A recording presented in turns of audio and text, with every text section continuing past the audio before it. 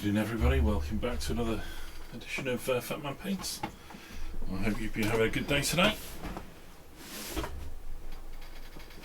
I hope your Monday has been good to you, as much as Mondays can be. Right, today I'm hoping to finish, the carapace, the chitin on the Mawloc we've been working on the past few days. If I'm good with that one, and also like to maybe do a bit more progress on the basing examples I've been working on. Focus though is in our Mawloc. So what we've done so far, we've primed the model with white, blocked in all of the chitin areas with a matte black, then we've gone over that with caribou crimson, and then 2 layers of flesh terrace red contrast paint. And now what we've got is a very deep, rich, kind of leathery red. It's a little bit mottled, it's not always perfect. It's a bit of the after effects of the contrast paint. But what we've got here is a really nice kind of deep base to work from.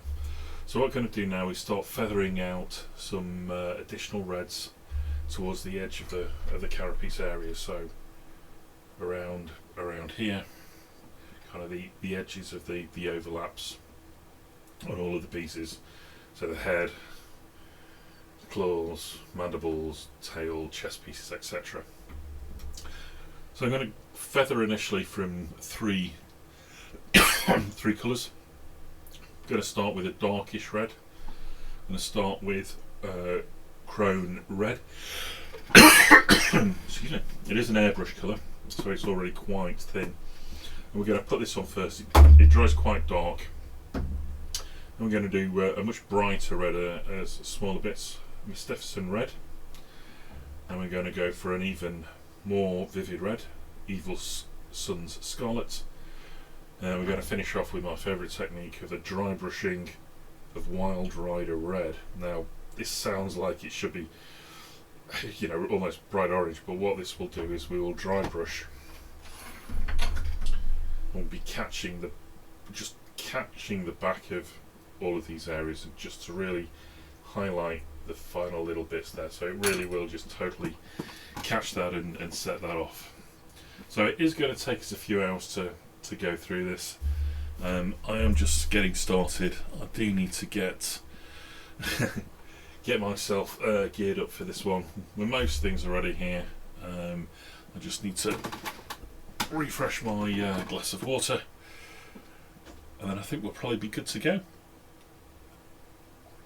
So I'll be back in a moment or two.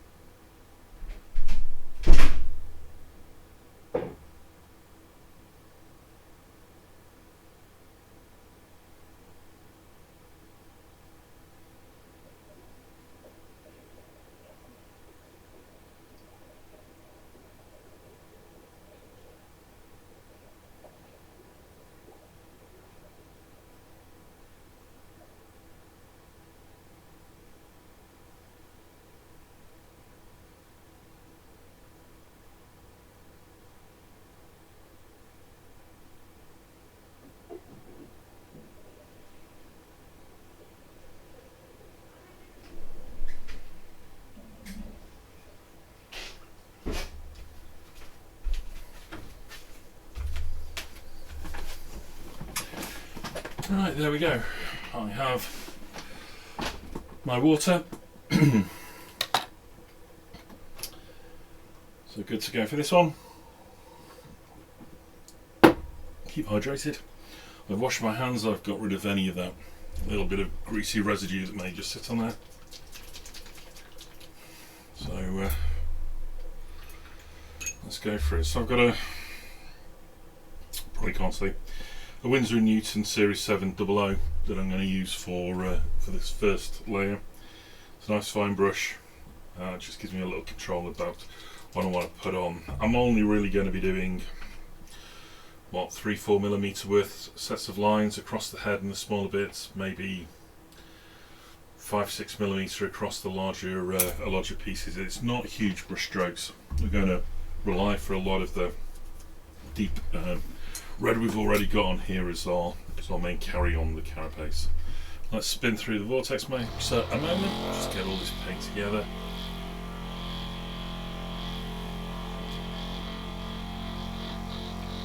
Getting there, do a good spin. There we go. Right. So let's start. Let's deal with shitty paint pots to begin with. And there we go. This does take a fair bit of time to go through, so it is about just taking the time. It doesn't have to be absolutely accurate.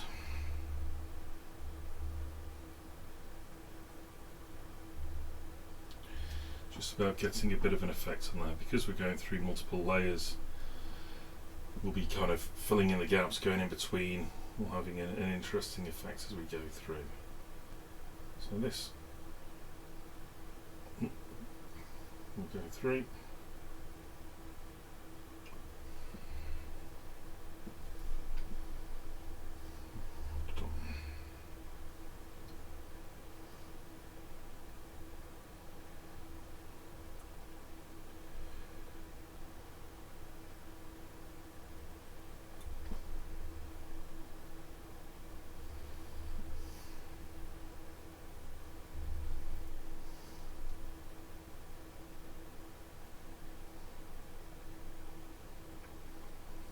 What you'll find with me is I can't do edge highlights.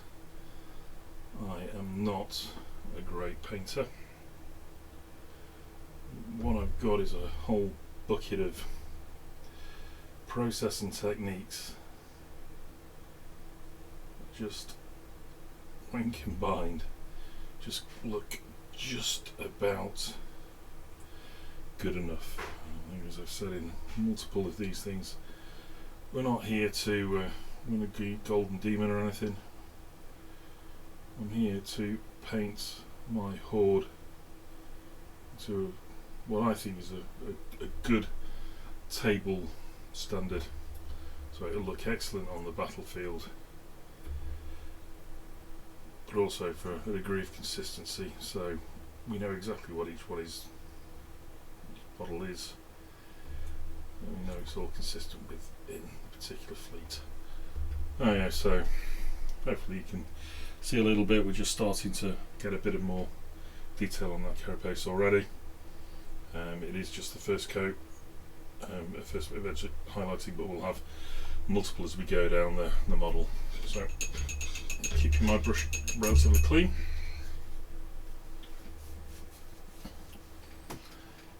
Keeping hydrated. Let's see if I can just adjust the camera a bit to get a bit more of this.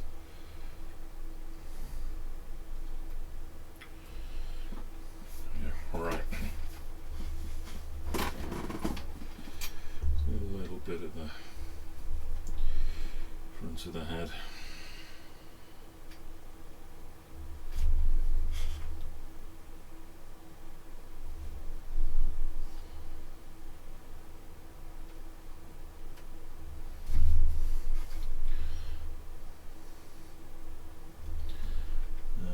A little bit on that front spike as well. Let's just draw a bit from the front there.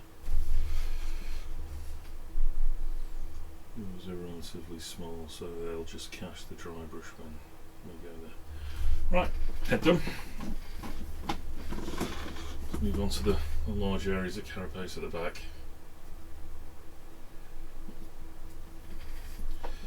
So I will be going all around the top, but I'm just going to start at the back of the bottom.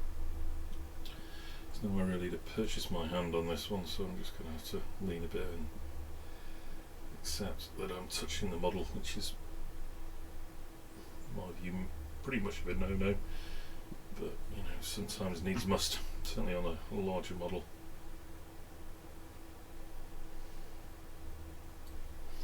So these strokes are a little bit longer than on the head.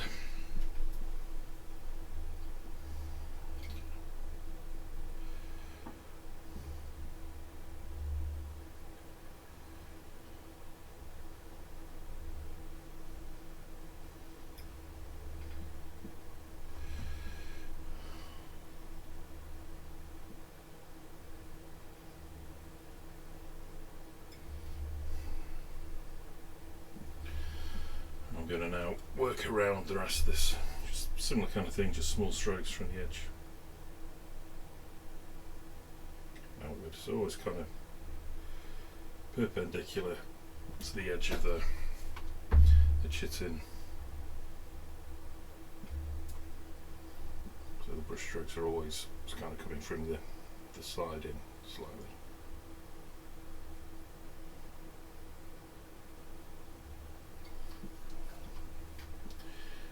These ones themselves are quite short.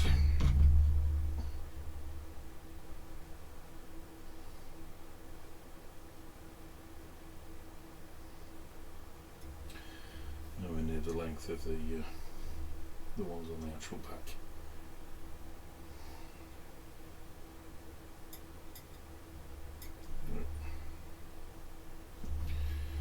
Around the top.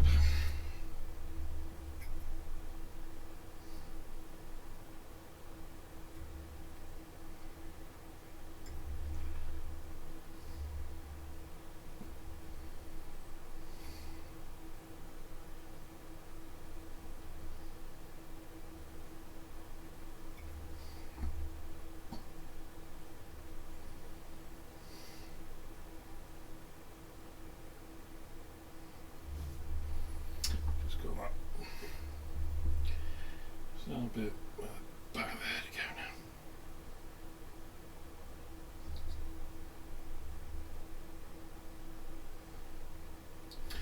There we go. This bit mostly done. To the second area now.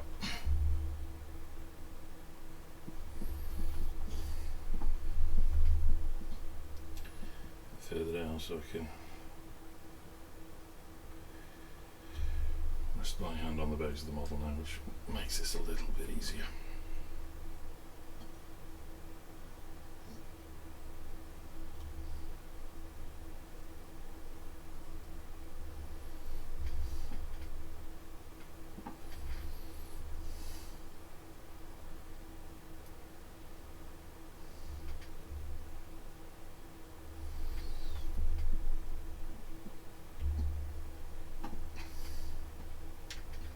Oh, well, this red does look quite bright. It does dry quite dark once it's on the model because it's thin.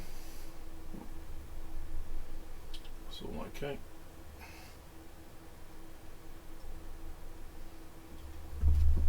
Splodgy there, never mind.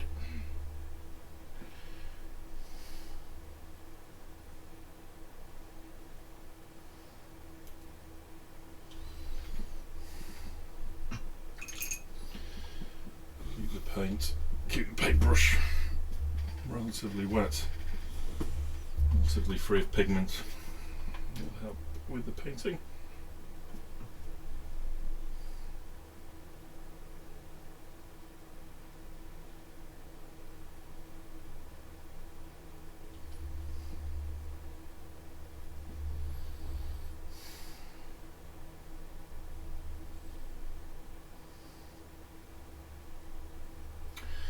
Before, don't worry if you make a little mistakes, certainly if you're following my process.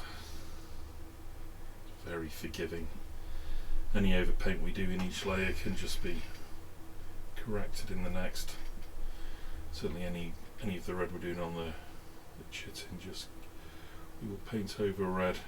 Sorry, we'll paint over white in the next stage before we get really into the body details.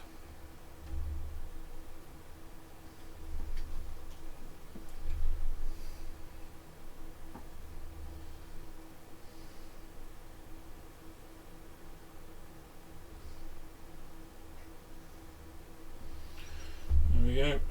Starting to bring that up. Again, it may be really difficult to tell any shitty camera, but it's, you can certainly start to see the feathering coming in here. Just have that last piece to do across the bottom now. We can do the chimneys and work into the large bit of the tail. And go through there. So.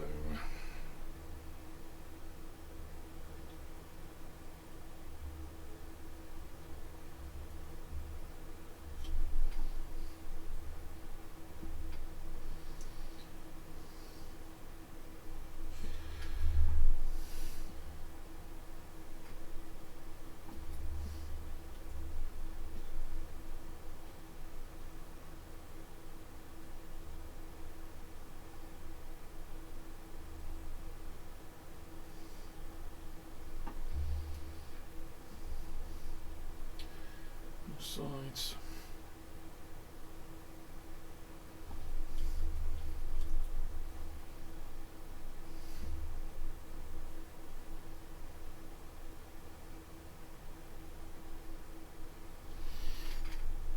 Okay.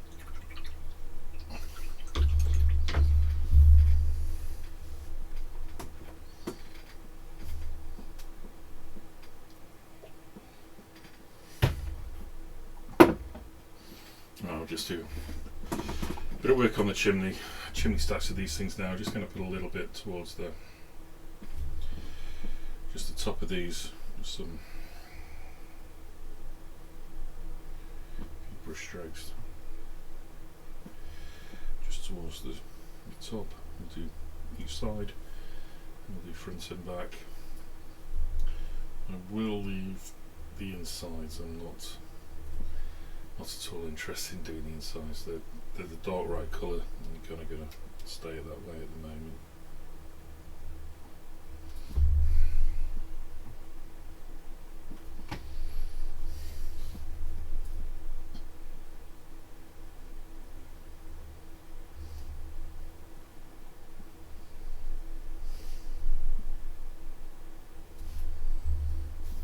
What a bugger if it wants to paint this one on.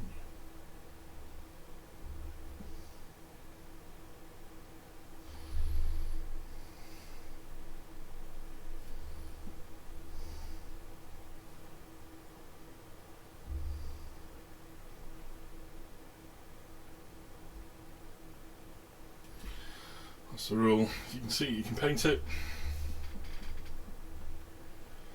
If you can't see it, it does not matter.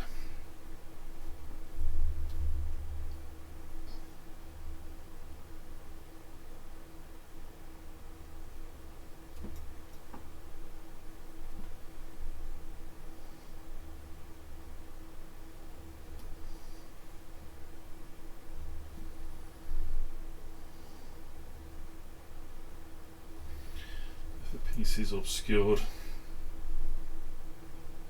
I'm not sure if it's a perfect finish because it's obscured, isn't it? It'll be difficult to see.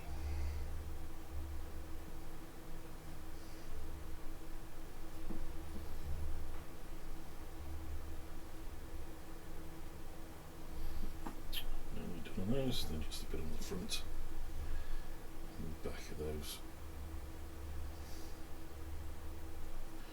Vents, pipes, whatever they're called.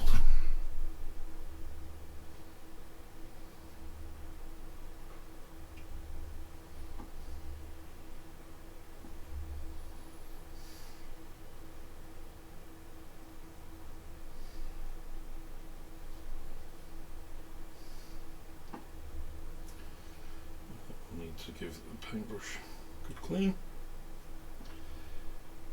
move on to the tail, which is kind of the largest. Well, not the largest, but it's one of the most annoying because it's got so many pieces. So let's get a little blot on the back here. Consistent.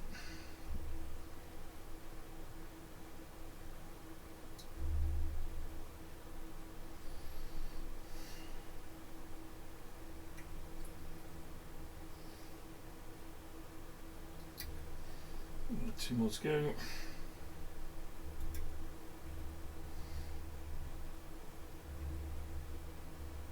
There we go.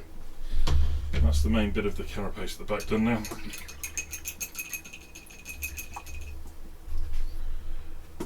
Some steady progress.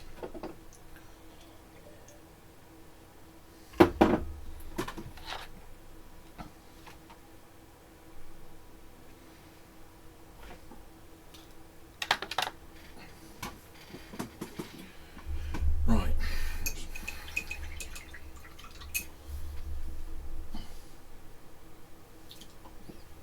Still got a good point on the brush, so we're okay. Right, let's move on. Next up's the tail. We're going to go one side, then the other. There's lots of segments on this, so it is going to take a while. But again, we're probably looking about similar sized brush strokes to the back. Certainly at the beginnings, slightly longer, and then you'll get a bit shorter as the segments get smaller themselves.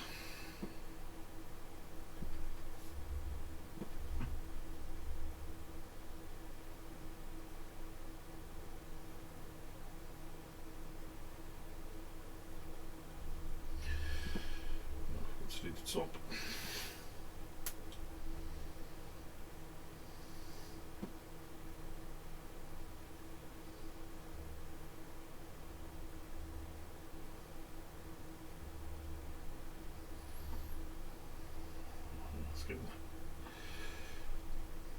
Top of the dorsal spines on one of these things. Oh,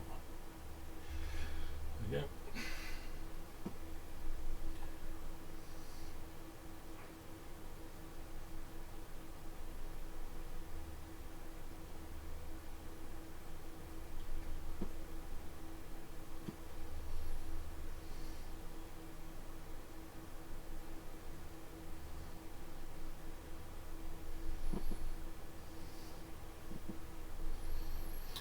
Just keep going, a little bit of paint on the brush each time.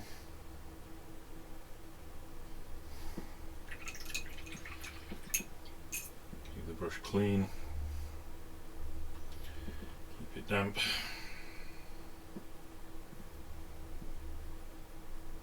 Just keep going.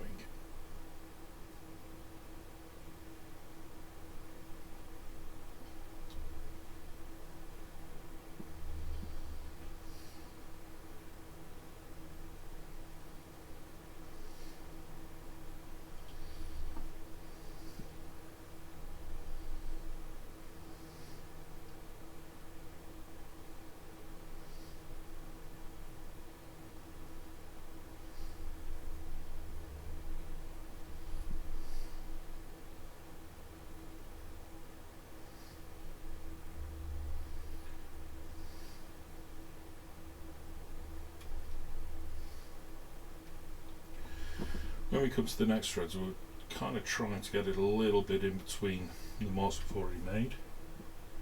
Don't have to overgo them. And also we want to try and make them a little bit smaller, but we'll see that when we come through to the next paint anyway, which the red going is going to be an hour away. Anyway, we'll keep going. It's my intention to finish the carapace work today, and to tidy up any of the overpaint with several light coats of just a straight white, correct any of that overpaint that I've made in my carelessness in this part of the paint.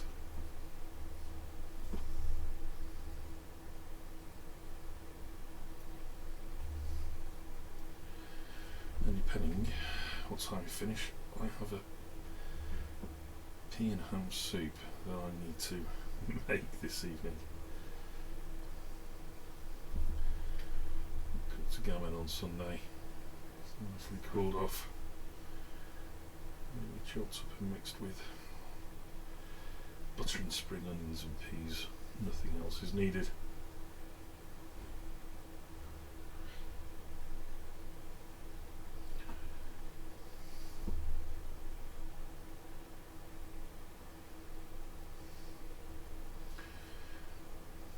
That's different kind of activity, isn't it? Right. Brush clean.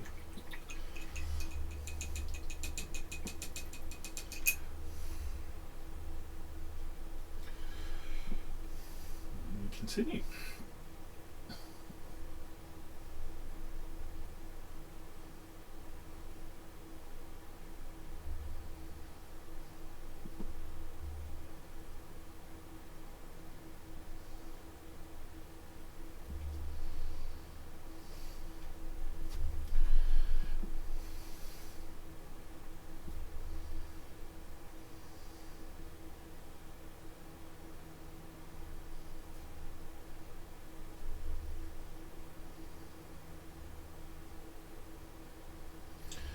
All of these brushstrokes should be somewhat random if you can, in length and distribution, thickness. We're just trying to recreate a nature's variety when we go through these. So when I'm doing it, I don't care too much how absolutely accurate they are. As I said, we're not Golden Demon kind of quality here. We are getting something done that looks nice on the field and isn't too onerous on the process. I suspect by the end of finish this one will have taken me something in the region of 14 hours, I suspect, by the time we've done all of the painting and the basing. And I need to think what I'm going to move on to next. Do I start trying to clear down the horde, or do I keep going on the big fellas? Got the Sunz pieces all done.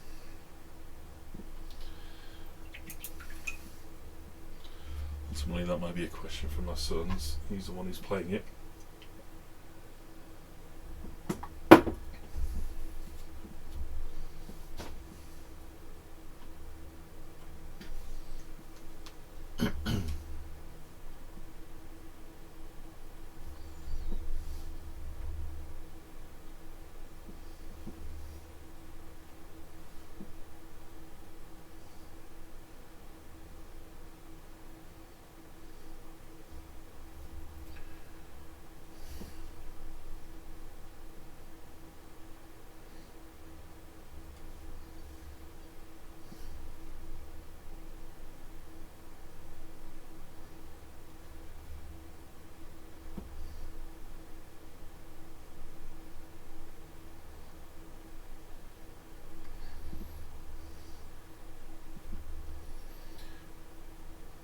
Nice colours, the feathering approach. I so far use this on all of the Tyranid, no matter what their size. So from Rippers up to this Mawloc, they've all had exactly the same process, which is possibly why it's taken so long to paint them. And I might be looking to streamline some of it, certainly for the smaller ones. That's a tomorrow decision, not a today. Not skipping any of the steps on this fella.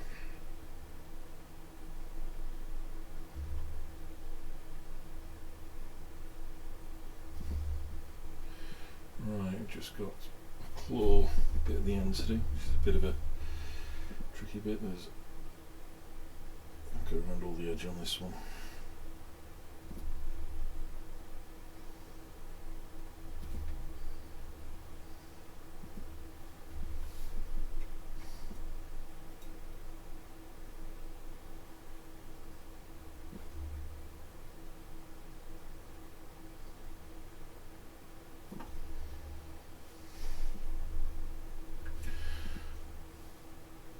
Right, one half done.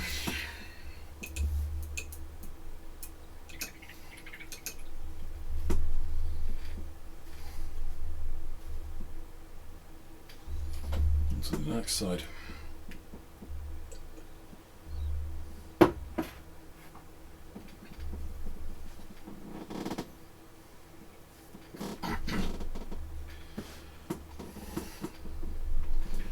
As we've seen before, I don't like this side, it's much more cramped to paint because of the way it wraps round. Never mind.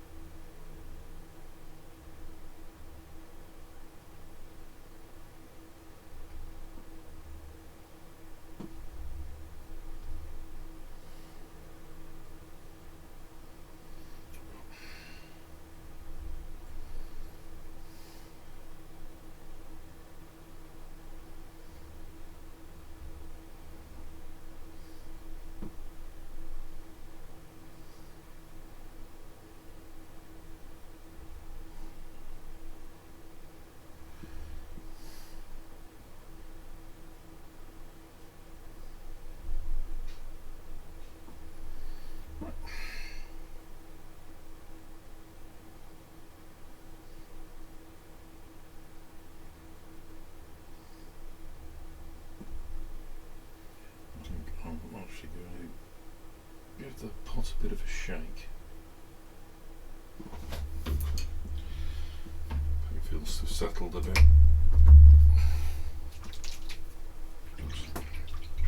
Careful with your brushes.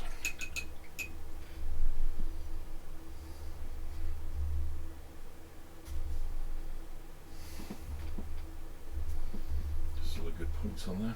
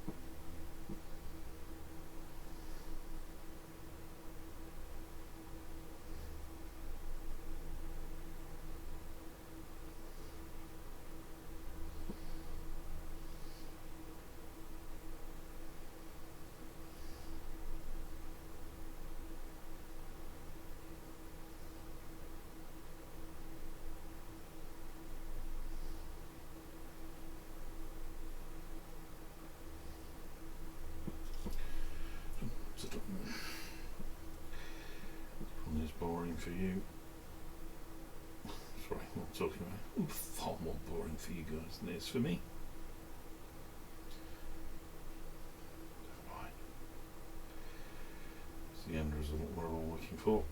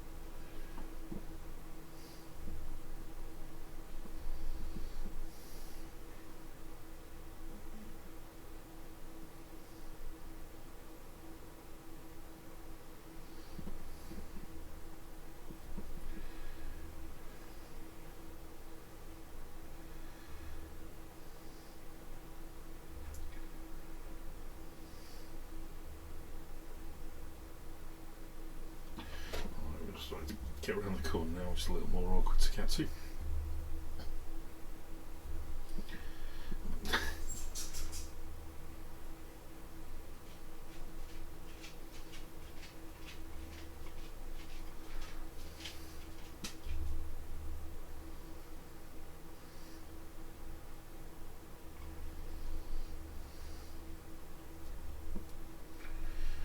So if you can see it, you can paint it.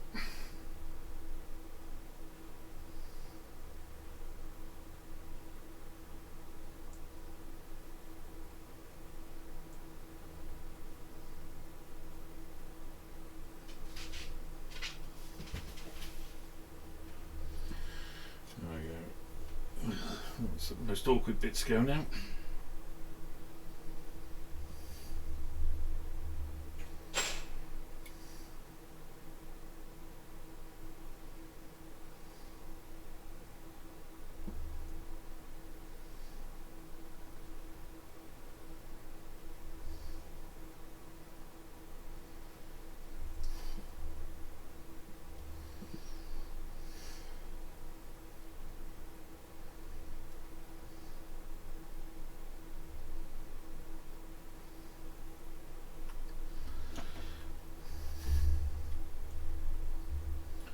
Just have them upside down at this point.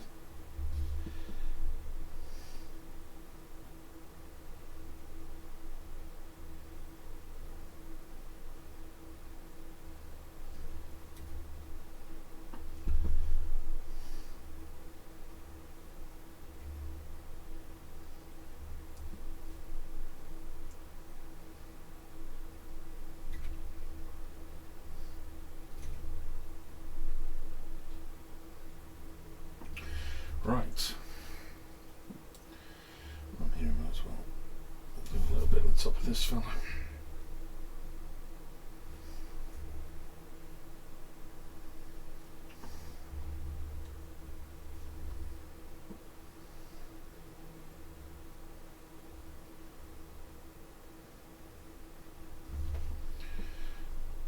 This one will be mostly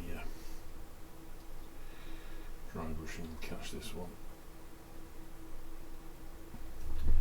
Some random red marks on it will help. There we go, that's better. Let's keen the brush. Let's not leave the brush in there. There we go. So, I'm not entirely sure how well you can tell, but now we're starting to really sort of see the feathering come out around there on the model. You can certainly see a bit of a difference between the bits we have done and the bits we haven't done. Starting to highlight and edge those bits of armour. Right, still a bit more to do with this colour.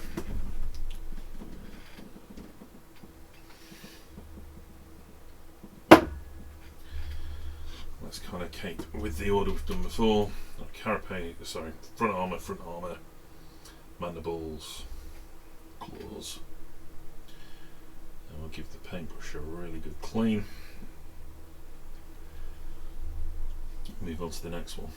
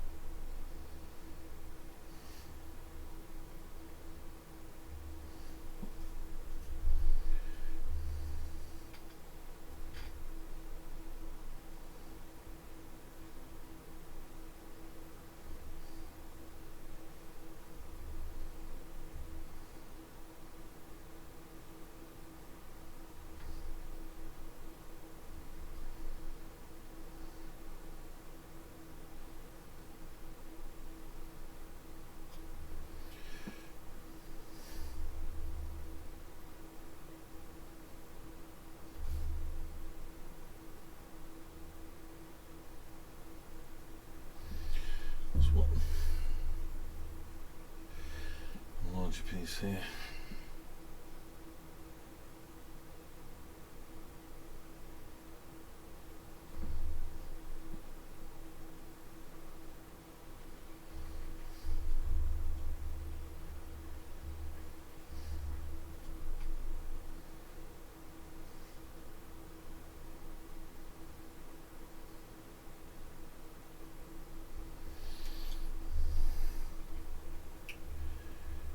Side.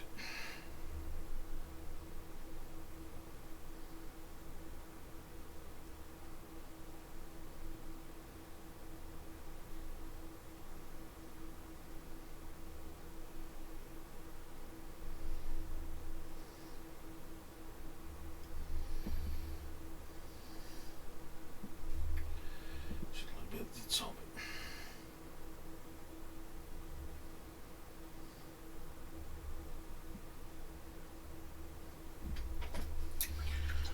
Front panel's done. Let's move on to the mandibles.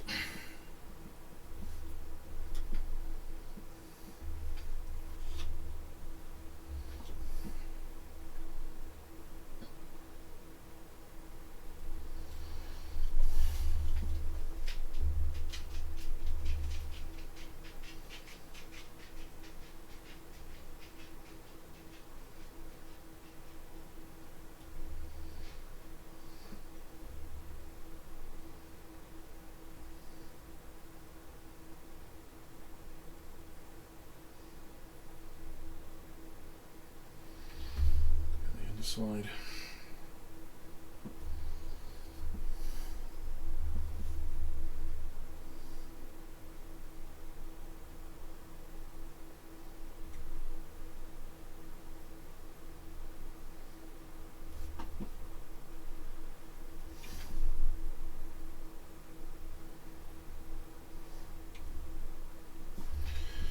So the other side.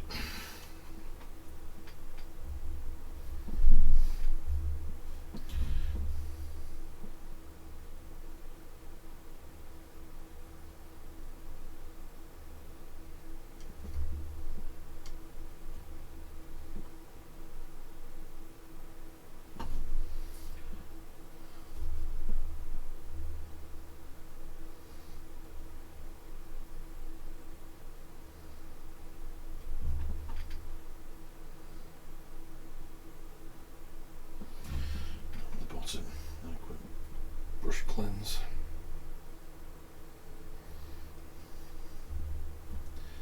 Now do the close of one side, close at the other side.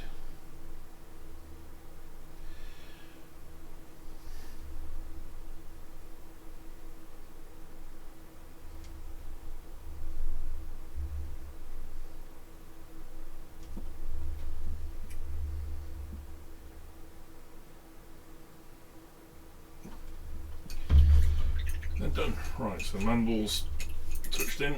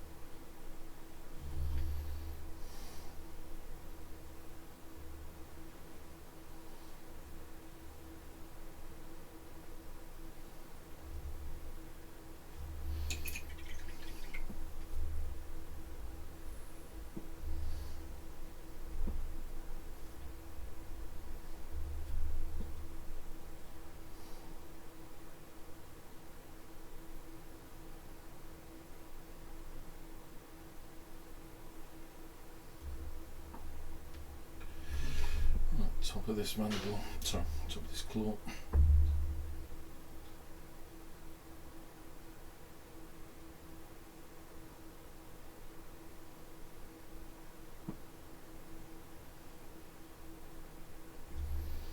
And the last one on this side.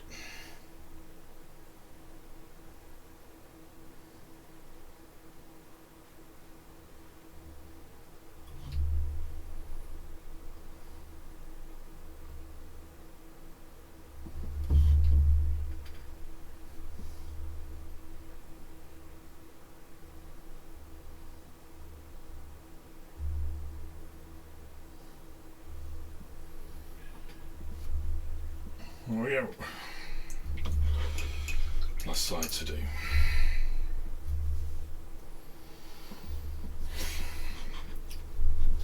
And the joy of figure painting, we've got to do it all again with a different colour.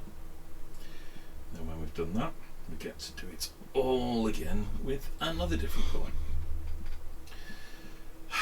Bloody hell, right.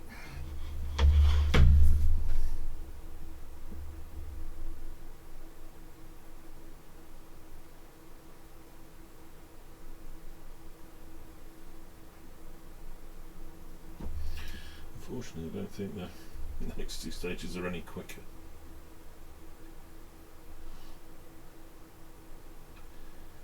There's more. We're the same.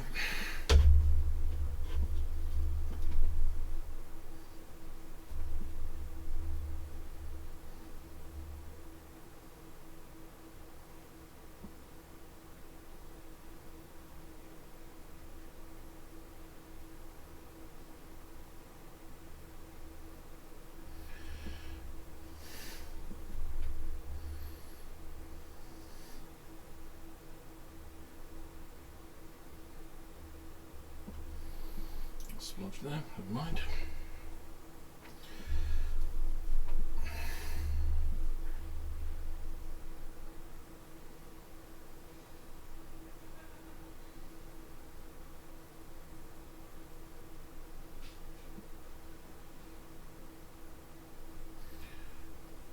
The other underside of this done here. That's it.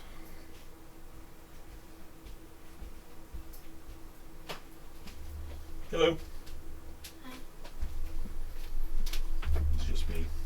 Just you. I think somebody was watching, but I think somebody's just decided They've gone. It's just you. life was too short.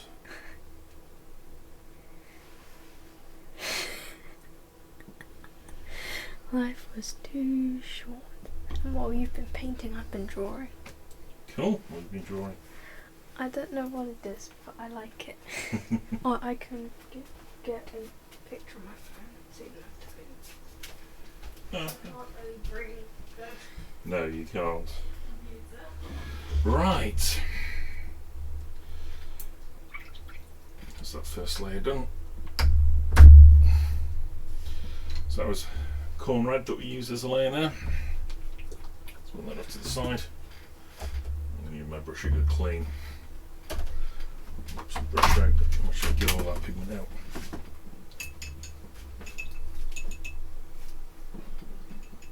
Very nice. And that's it without the sketches. It is taking a while. I'll bet.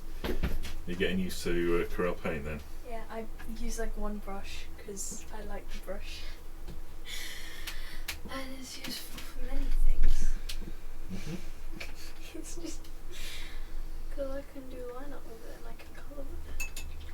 And I just like the texture. Yeah? Cool. Makes you good. Excellent. So many unfinished things. Sorry, that was my daughter showing off her latest art. She's pretty awesome. Right. That's that brush cleaned. Move that out of the way. Next up is the same again. We're going to use Mephiston red. It's very short brush strokes with a very small brush. What I'm going to do is just all these bits that we've done with the Khorne red, we're just going to kind of put a little bit in between, just really small bits here and there, just kind of fill in, add a bit more brightness into that chitin that we've just got going on there. But before we do that, I am going to get a drink of water. I'll be back in a moment.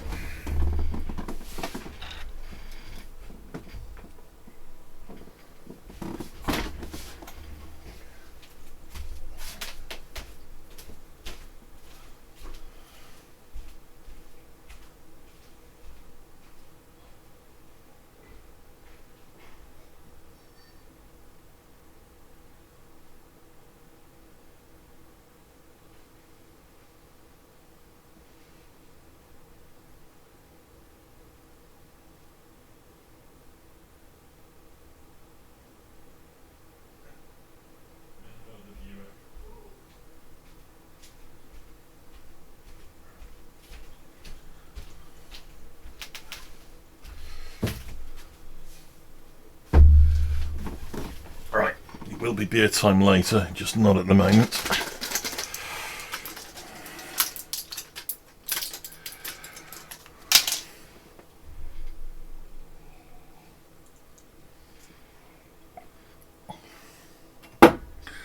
Right, I'm gonna go and give my hands another wash though.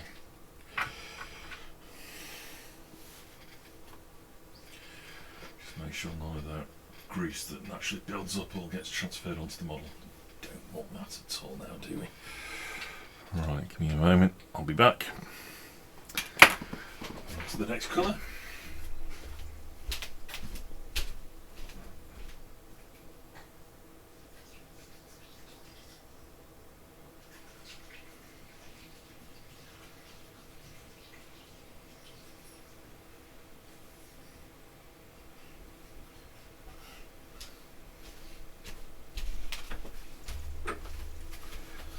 I have to admit, I'm not too concerned about keeping grease-free hands during the construction phase.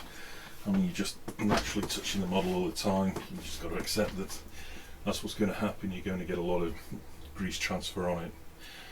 But as part of my prep process before I prime, I do give it a soak and a very gentle rinse in some warm soapy water, so kind of like the kind of soap you use for washing dishes and stuff like that. Just, and also warm, not hot. You know, you put your finger in, just, you know, very, very, very mild, so it doesn't damage any of the plastic. And kind of swish it around, drop it in and out. Just, I found that just really lifts the grease off and gives you a good surface for painting later on. Once you've done that, try and avoid touching it at all costs. If I remember correctly, this paint is a bit hefty, so we're going to go with a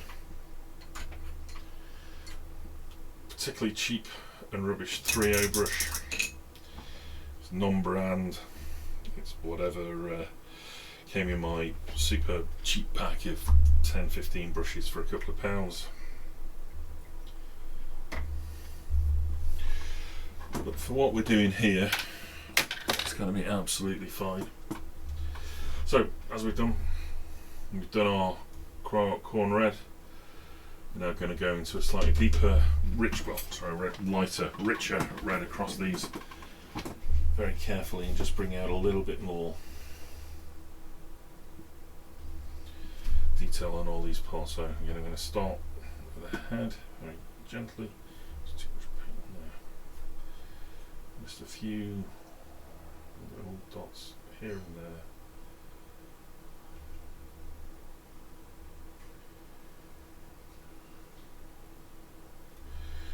What I'm going to try and do is not as much as it was with the previous layer, not as long strokes. These are kind of almost more just little dots.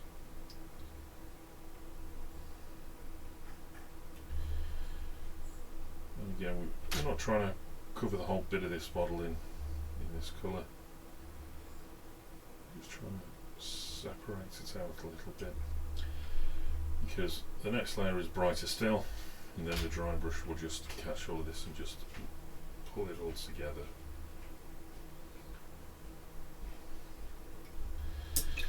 Because it's a little brush, requires constant cleaning just to keep it usable. We don't need too much paint on each dog as well. So let's work our way back again.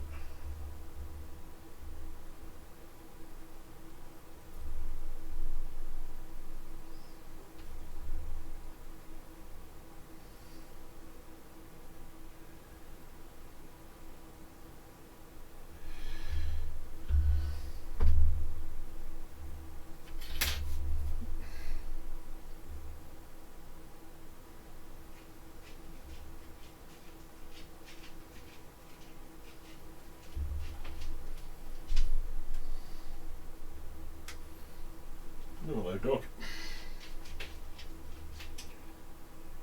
My dog has come to visit. What do you want? He's just looking at me. He has been fed, so clearly he's after something else, I suspect. He wants to go outside. I just need to get up in a moment. Let's get the front of this.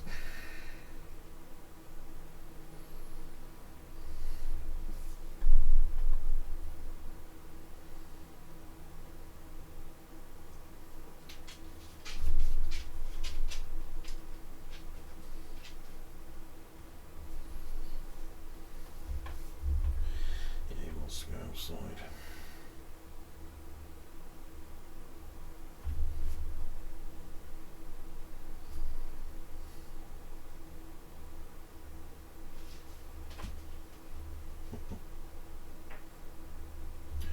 He just plopped himself down by the door.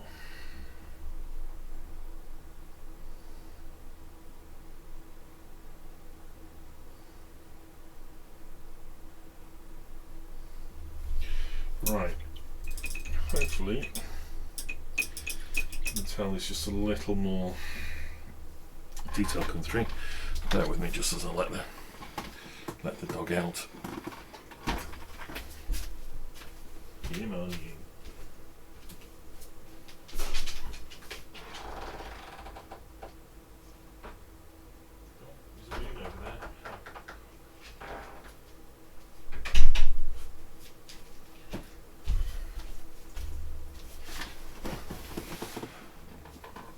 So yeah, I think you can probably tell how that's starting to brighten up the carapace area as well, the chitin, and just give a lot more detail into that, even just between the two sections. I think you can definitely tell a bit of a difference.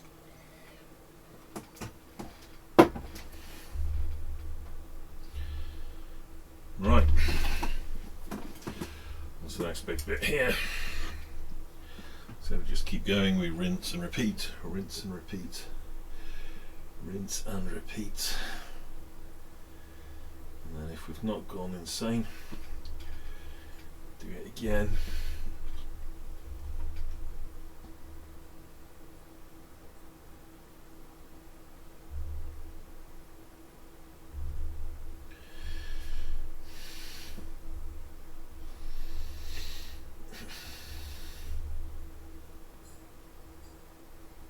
There's too much paint on there.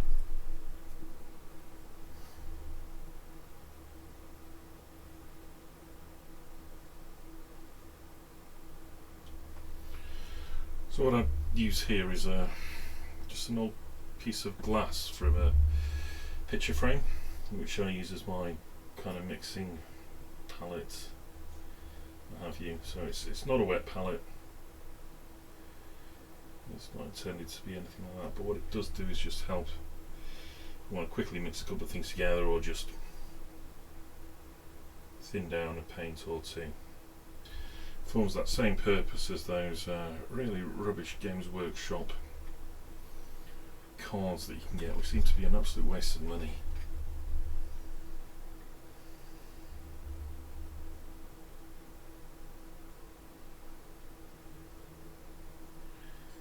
So, bit of glass from an old picture frame, an old ceramic tile, all does the job. They're not absorbent. Smooth.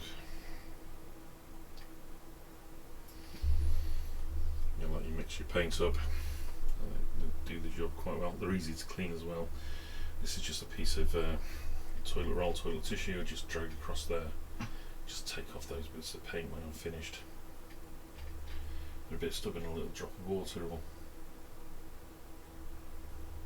all you need to take them off. And if it's still really rubbish, just run it under a tap with a dishcloth and you should be good.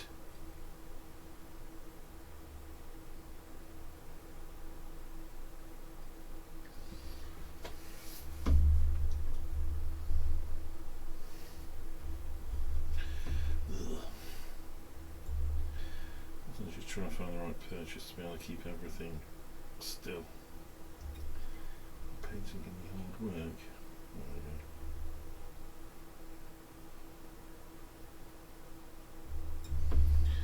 Just around the top now.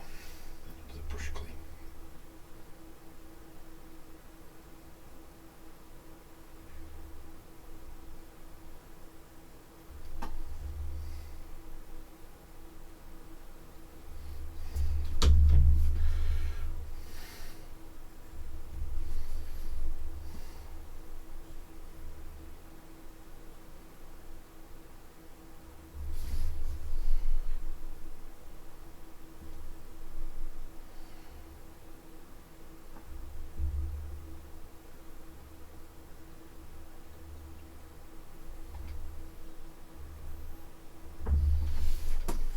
Will do. Of course, we've still got the other bits to do.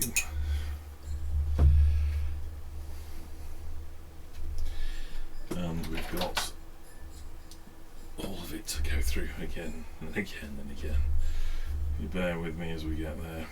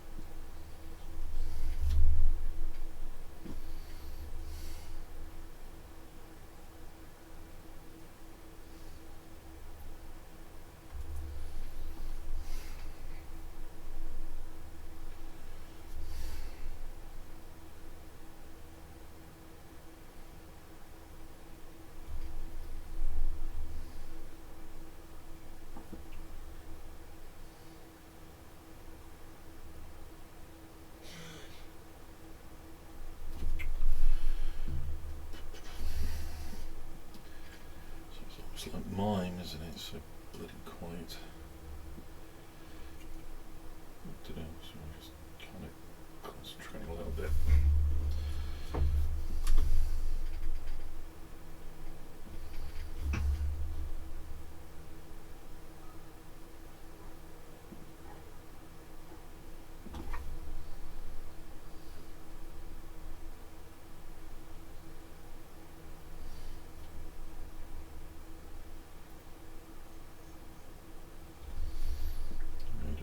Too much paint on the brush, but you do need to still get enough there actually.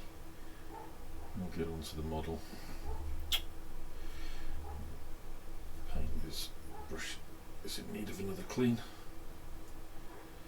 There we go. And my dog is barking, so I need to go and get him in as well. Let's get that brush moment to dry. Just go get a dog.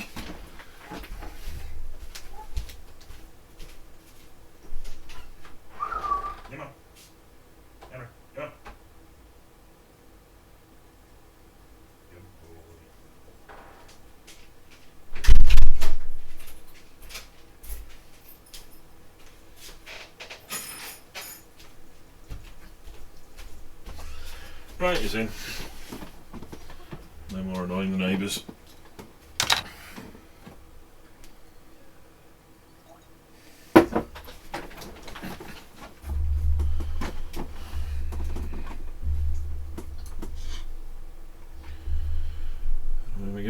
do the next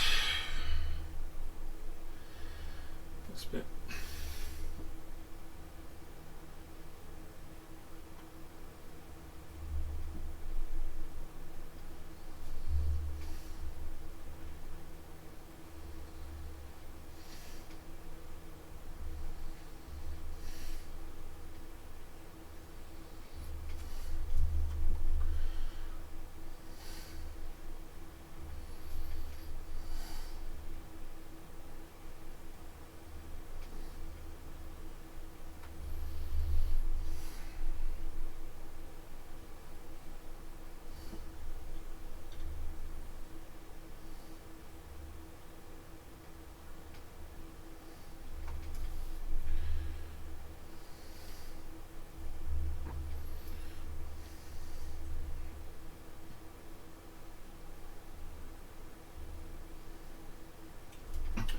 Certainly in these larger areas, cleaning the brush between each one seems to be the best way to go. But you can see it's starting to catch the edges. That kind of feathered approach, having the multiple colours, gives you room to be, as I am, not neat. But because you've got several layers and colours in there, they're all kind of helping to sorry, there's a bit of water in there. Those multiple colours are all, sorry, multiple layers just blend together to give you a nice finish, hopefully. That's the intention.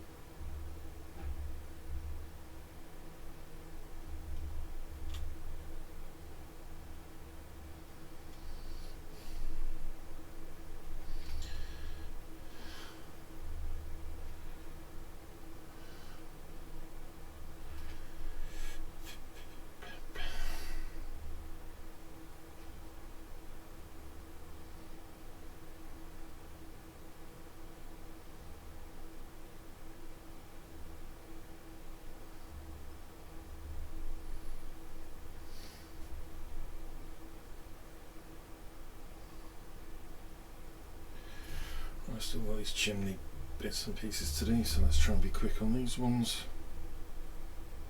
We don't need a lot.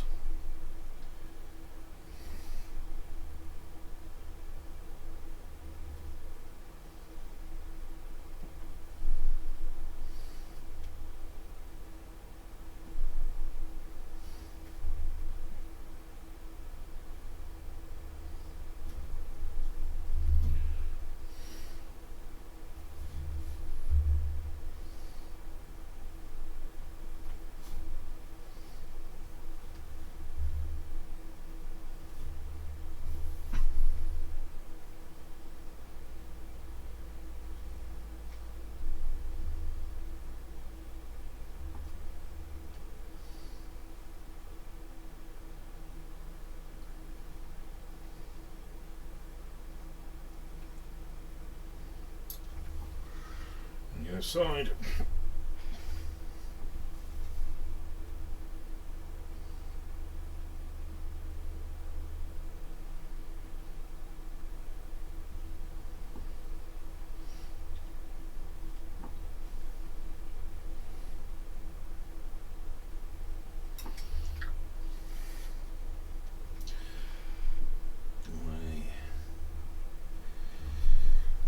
Sides on the other side, and just a bit on the front.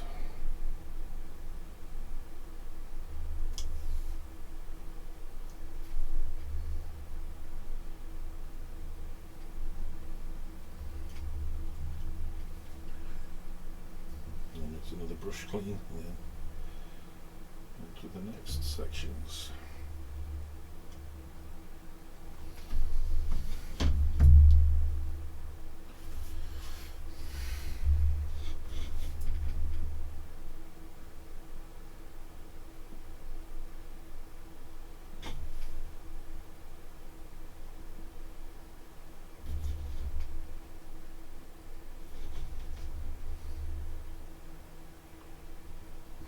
Right.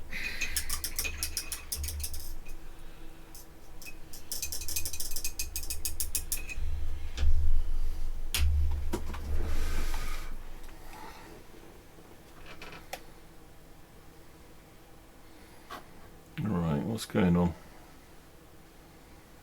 We've got some trouble with capacity. I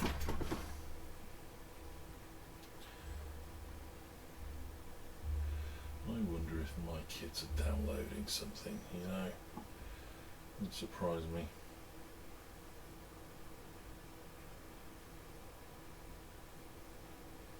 Let me go find out.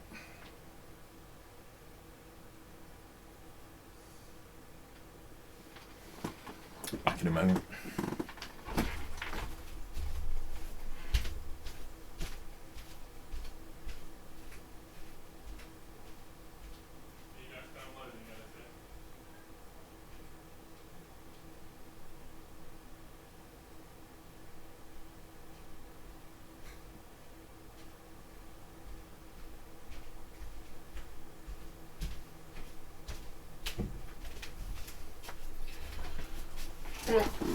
Kids claim not to be hogging my internet bandwidth, so let's try and carry on. Who knows with them.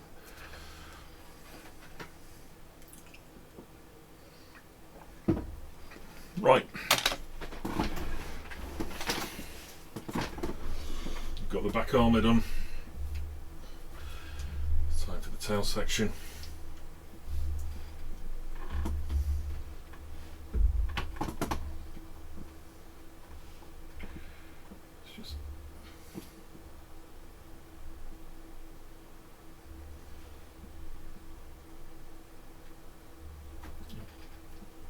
Let's just carry on.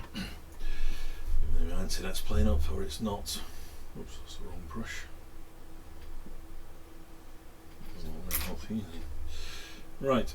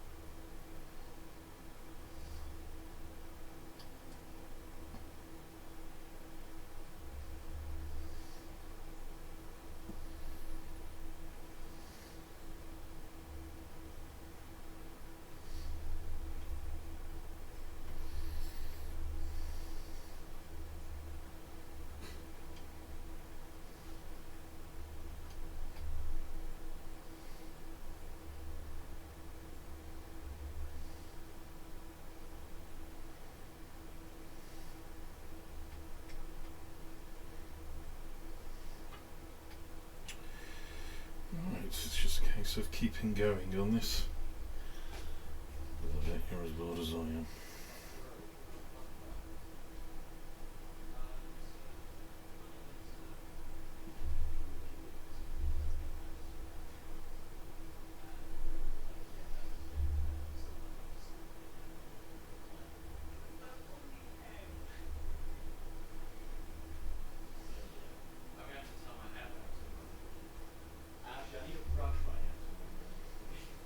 You need to shower.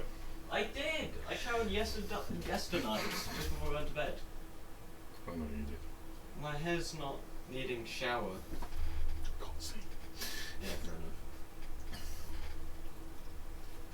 Wash hair every other day kind of thing.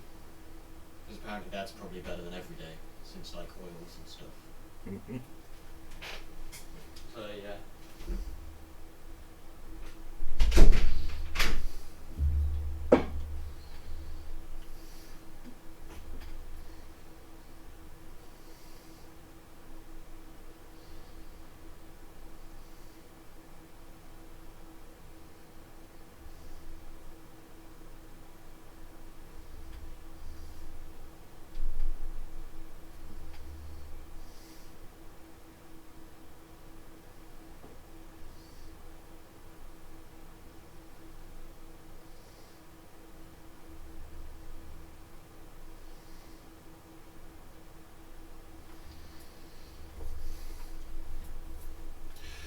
We're just keeping going.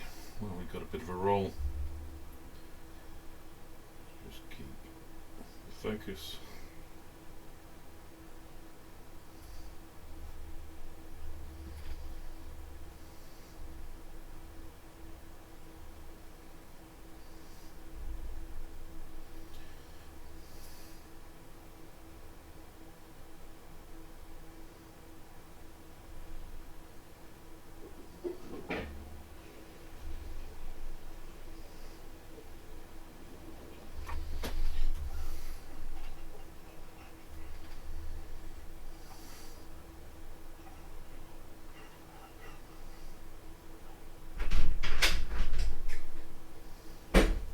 Ow.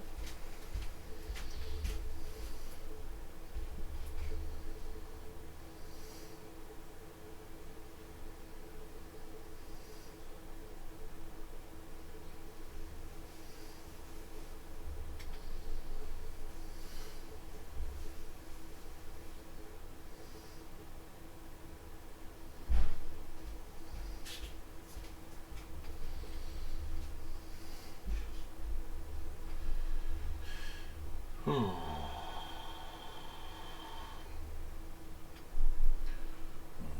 need to clean this brush in a moment.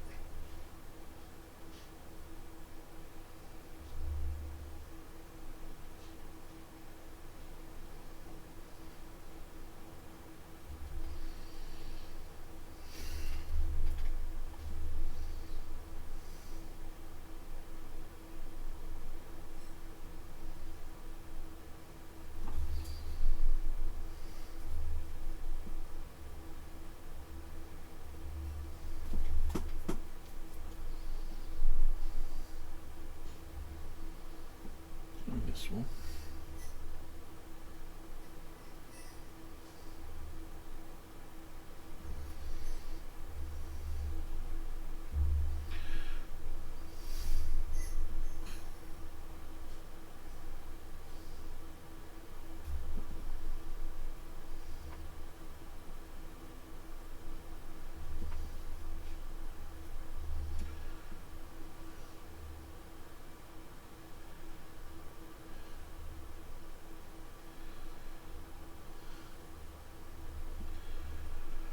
Let's just finish this side. We'll give the brush a clean and a good dry. Then we'll move on to the other side.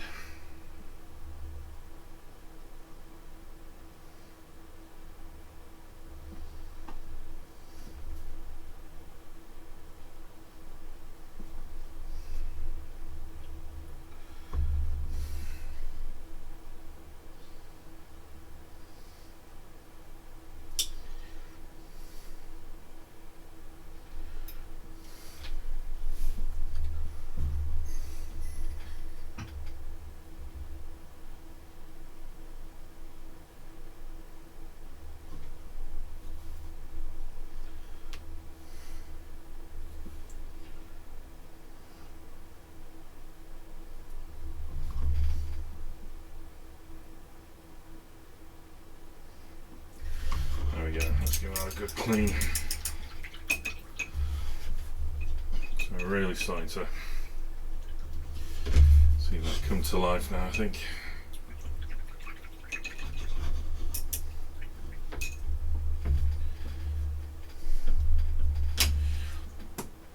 Which point? What? 9:20. A bit more. Finish this colour, and it may maybe be o'clock.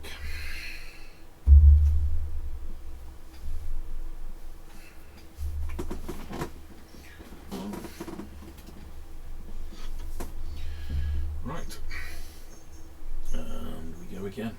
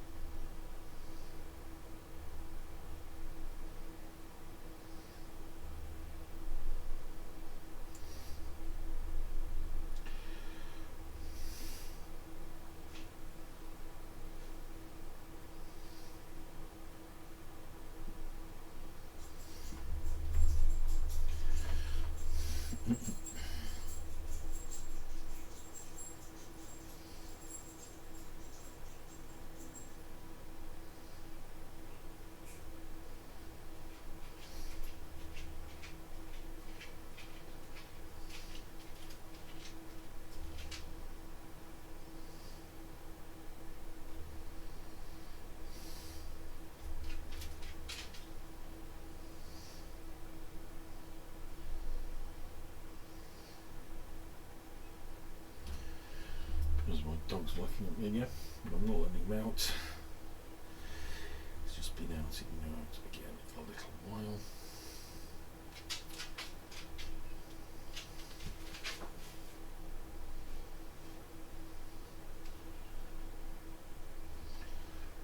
Nearly done.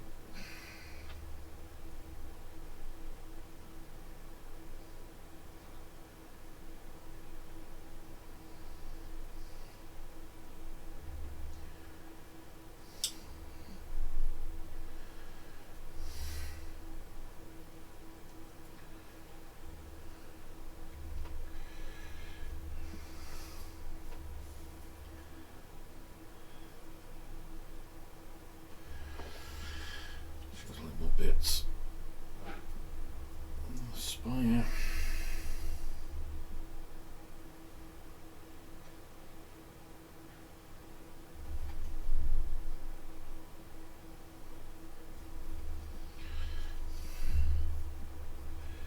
And again, another good brush clean.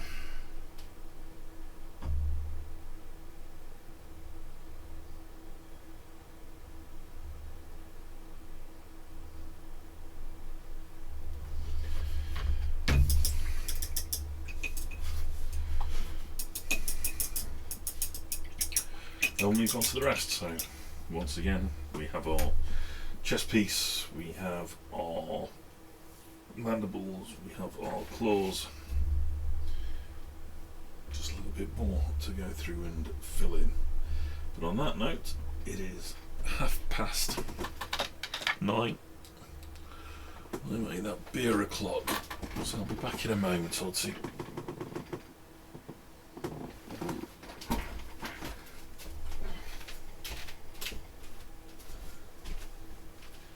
You've got half an hour.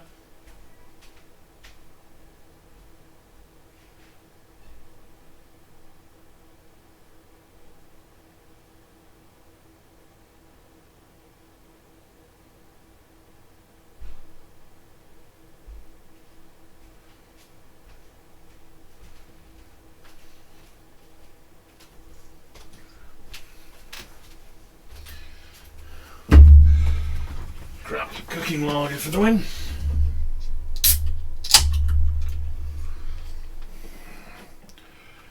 I was going for it because it's gold.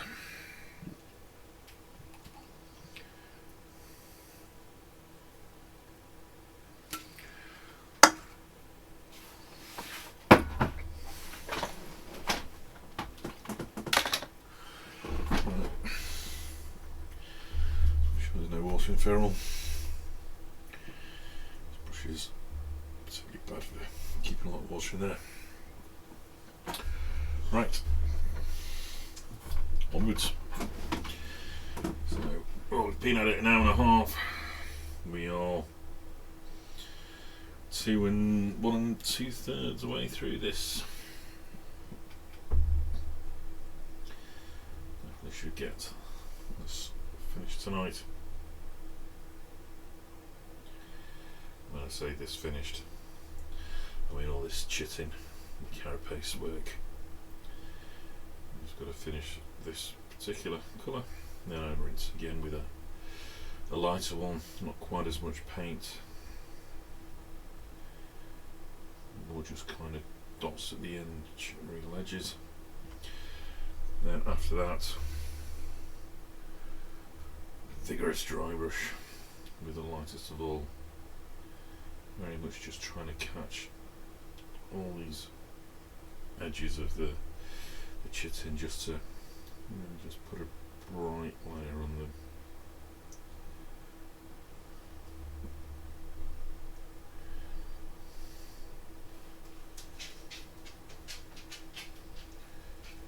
Of course, being a bit of dry brush, it'll just bring all these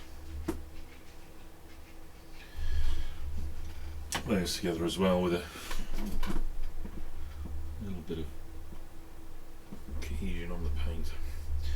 Not quite a glaze, obviously, but it's very similar kind of job.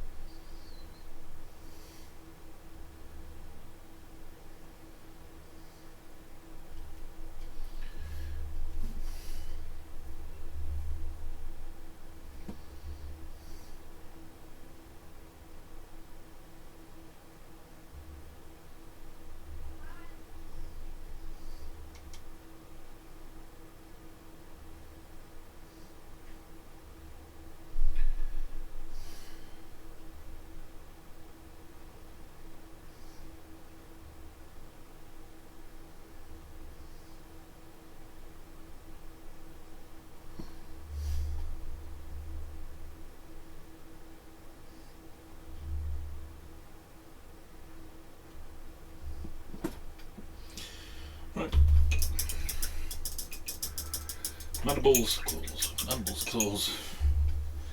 Clean the brush. Rinse and repeat.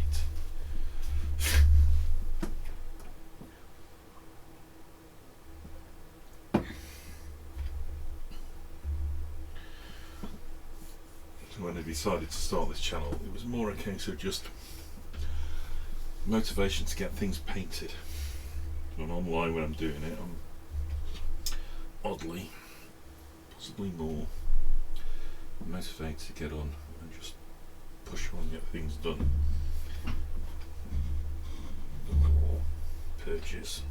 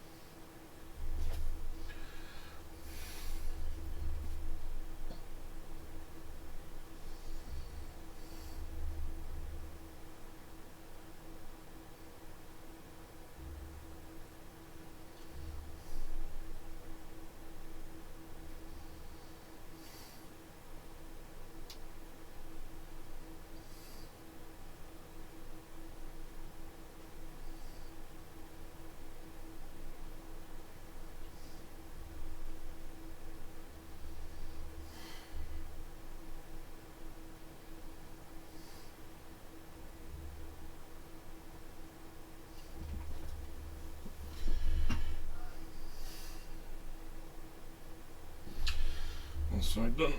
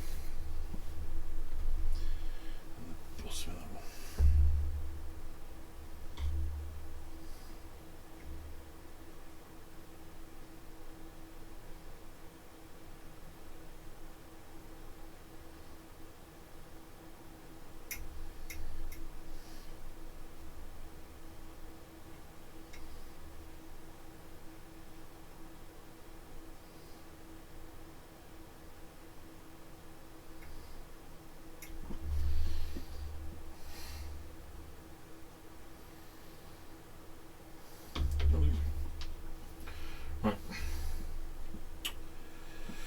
Claws.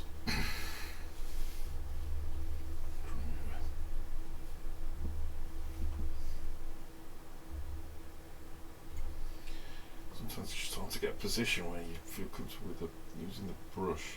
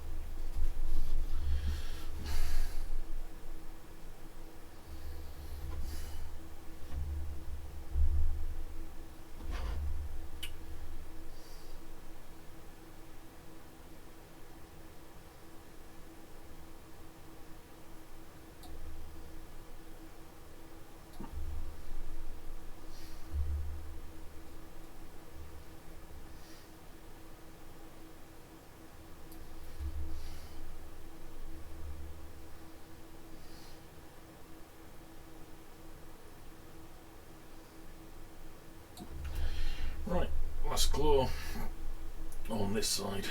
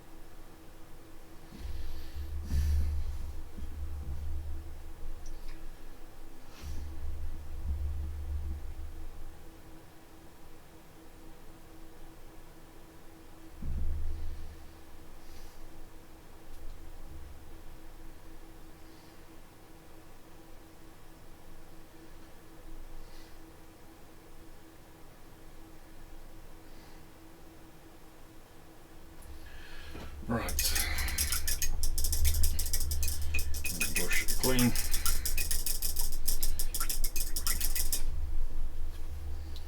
Three more claws to go. And we do it again. Just testing my sanity, I don't know about yours. But anyway, I think it's really starting to come out now. You can really start to see the bit of the feathering. We've got the 2 layers in there. Starting to bring it up a bit. So we've just got these last set of colours to go through, and then the next colour to bring into it. Right, onwards.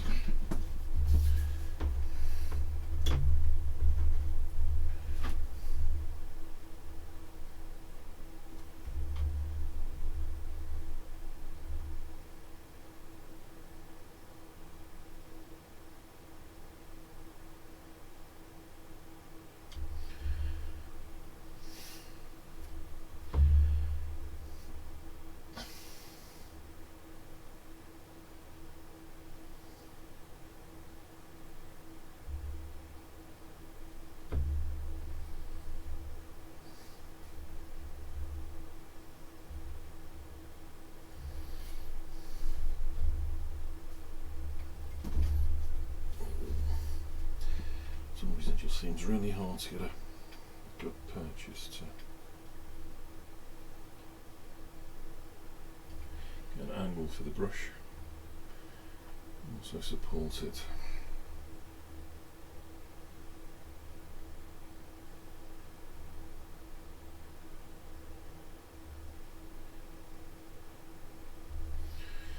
That's why there's not too much left to do with this colour.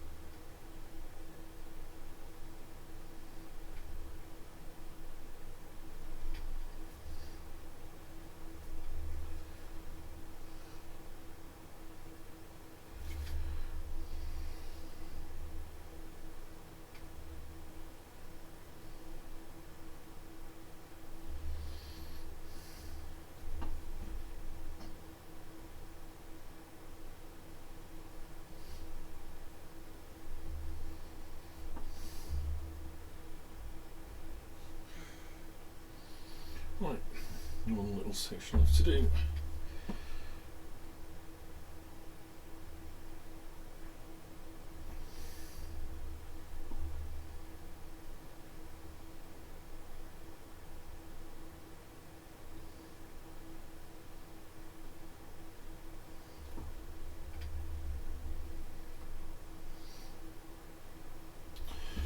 Right.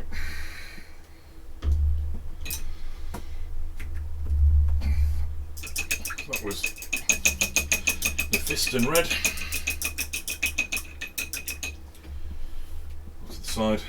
Next one up is Evil Sunz Scarlet. which if you compare them is similar, but it's just a little bit lighter, a little bit more orange. And this one we're going to use quite sparingly. Half the dots we've done of the previous layer, and they are pretty much just dots rather than strokes.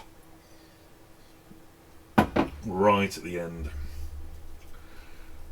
of the carapace chitin pieces.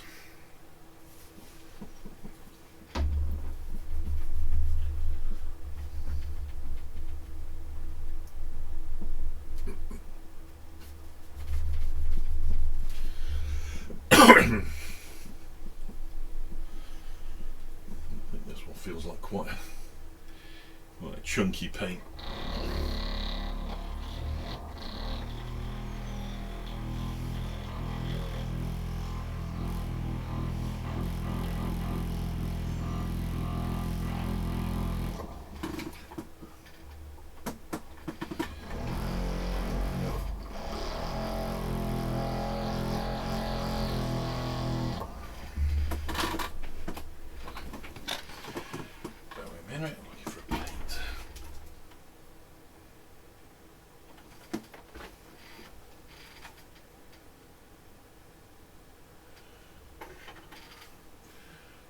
My white.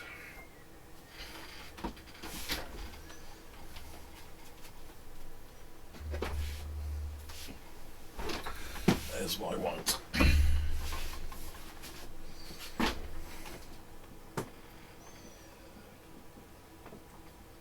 Right. I take a bye break for 5 minutes. Well, 2 minutes.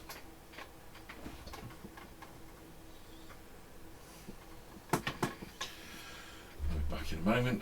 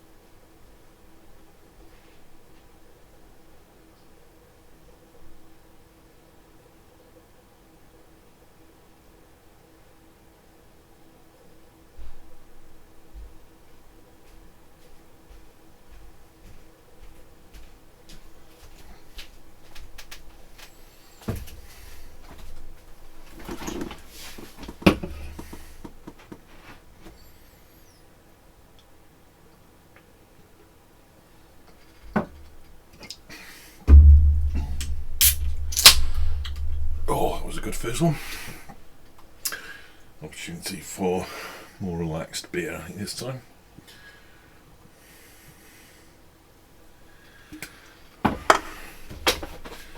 Still nice and cold. Right, how are we with this paint? Yeah, that's like concrete, isn't it?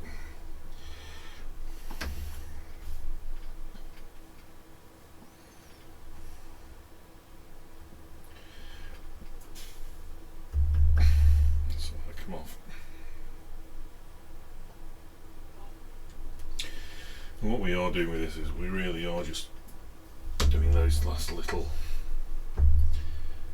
dabs right on the edge.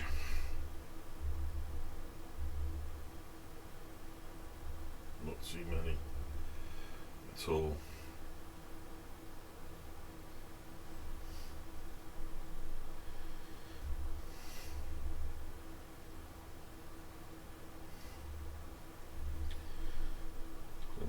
almost like little dots.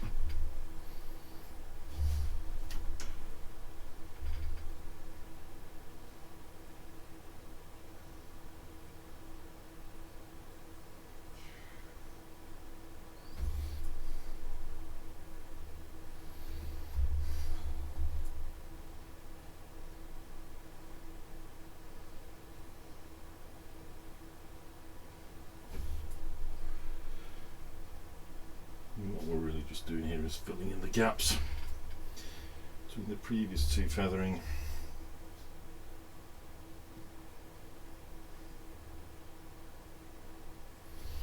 A little bit of extra highlighting in here.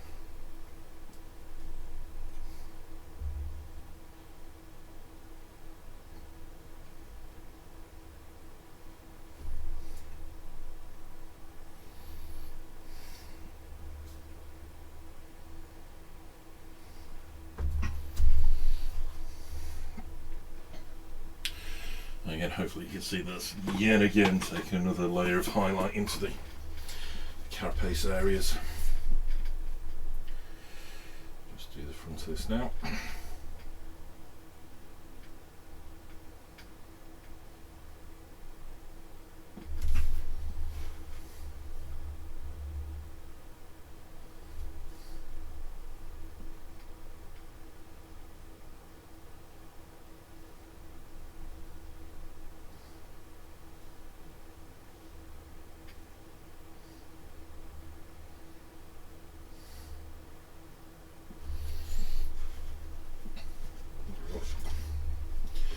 Hopefully you can tell definite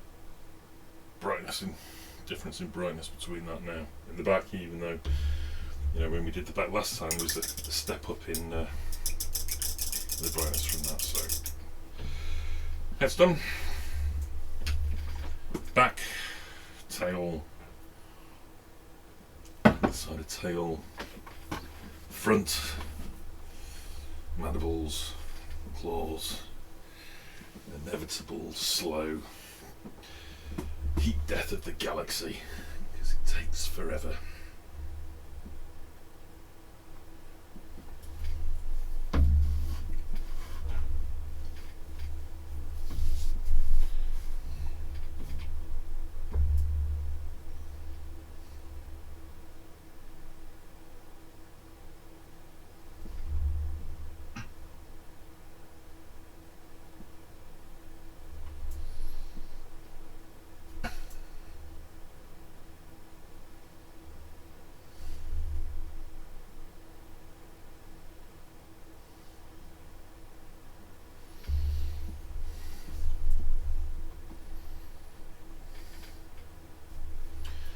So each of these dots is only a couple of millimetres long. We don't need to pull it into the model so much. We really are just at this point sticking right at the edges.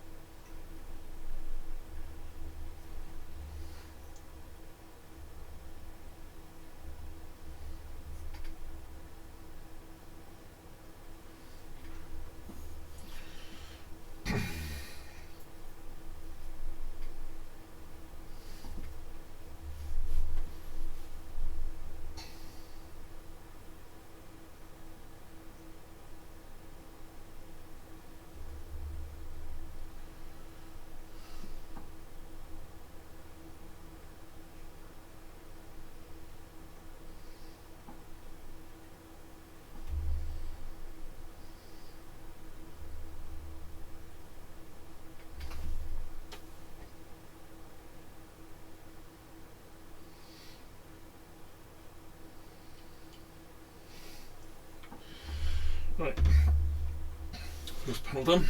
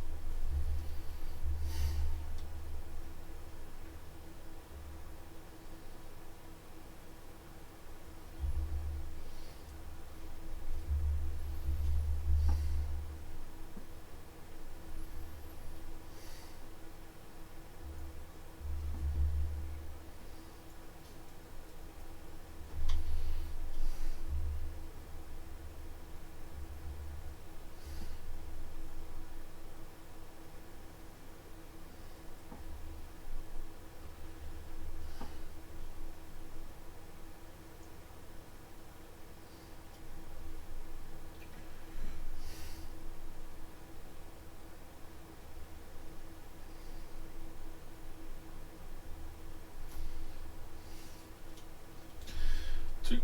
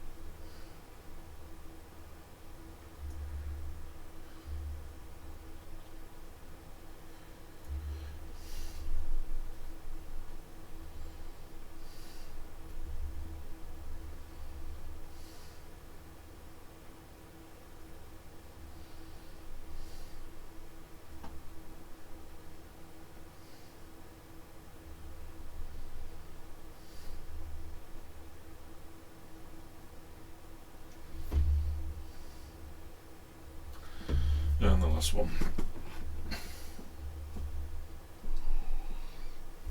And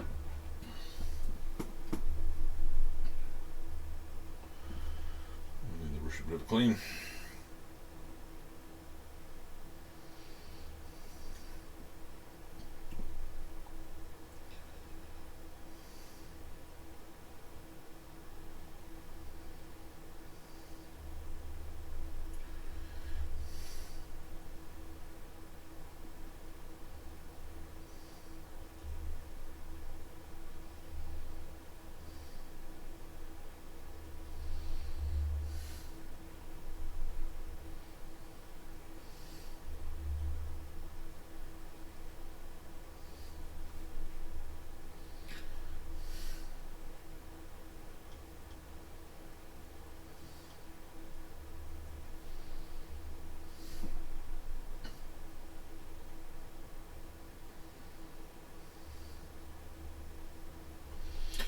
Right. Back here. Oh, the vent. I've got the vents.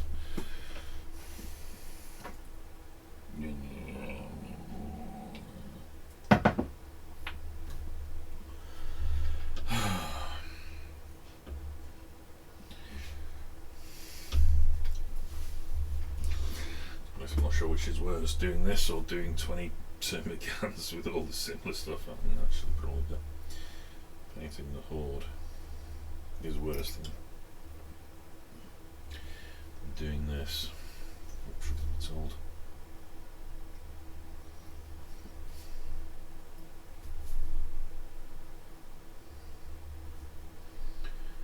Just going to do this on the right side. The dry brushing we put on after will catch bits that I miss out on this, so I'm not too concerned.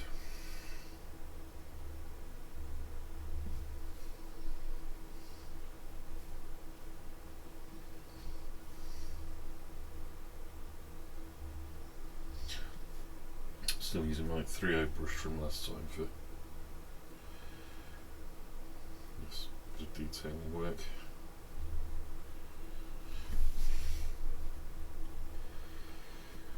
Yeah, it's a rubbish brush.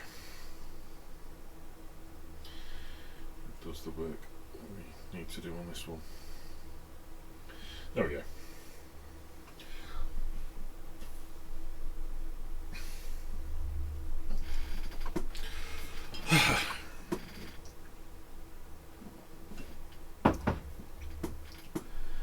And onwards.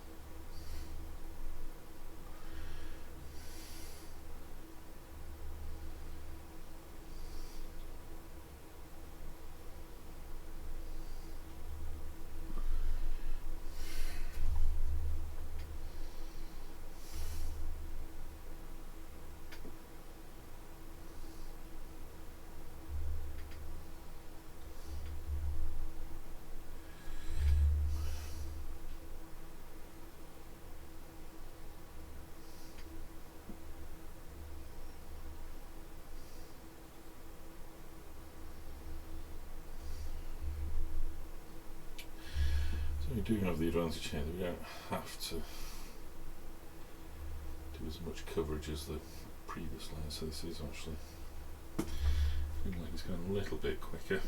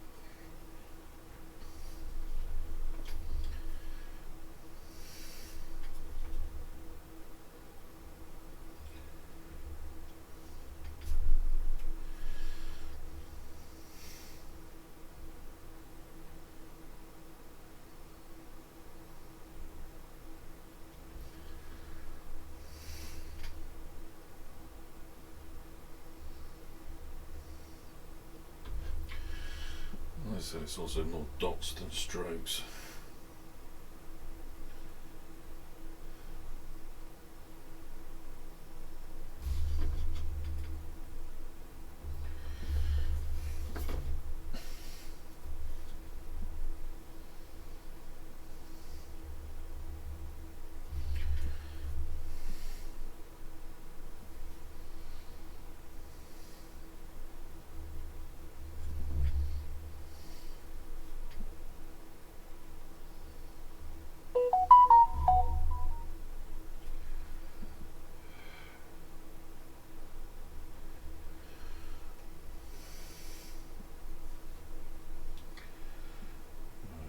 Do this side. Clean my brush. Make sure my youngest gets up to bed. It is, after all, the school night.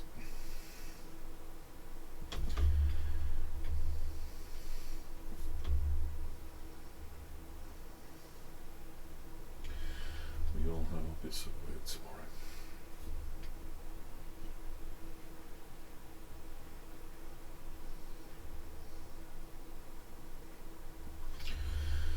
To go into the office, so early start, not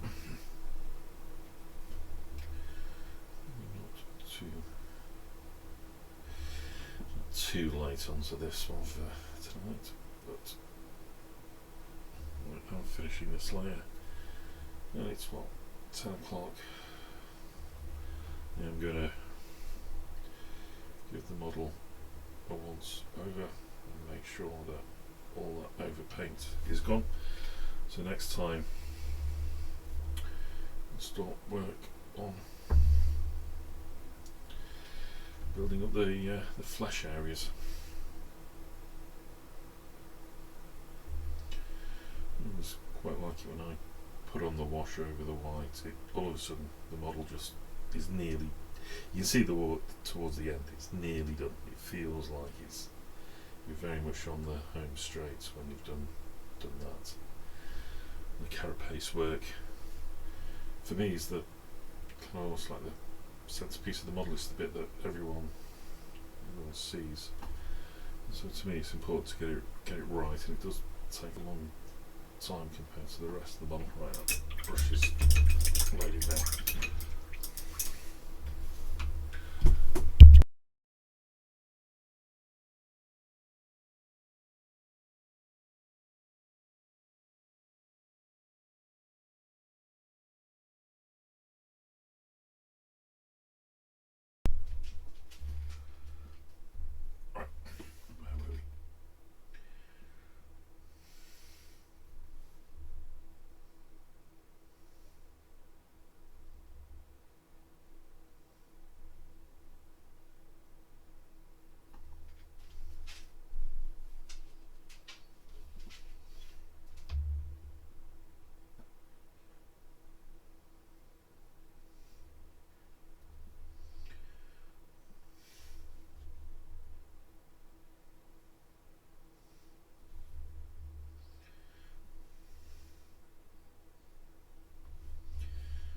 I said on the stream, I'm promising I'm only going to paint this fella on stream,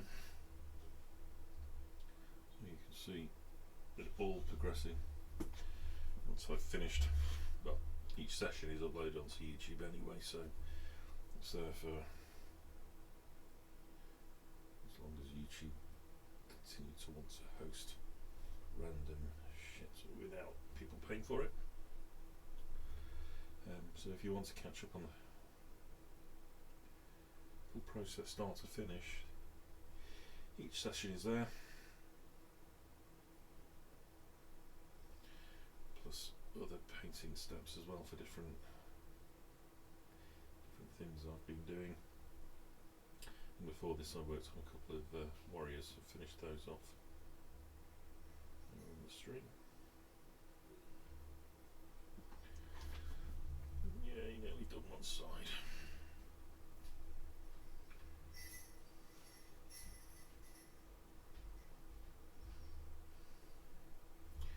So the big ugly claw thing which I made a bit of a mess of actually, but never mind. I'll fix it in post.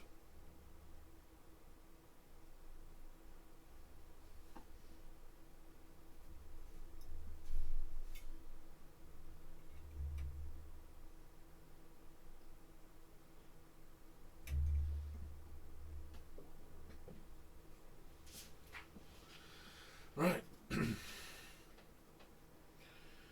one side done.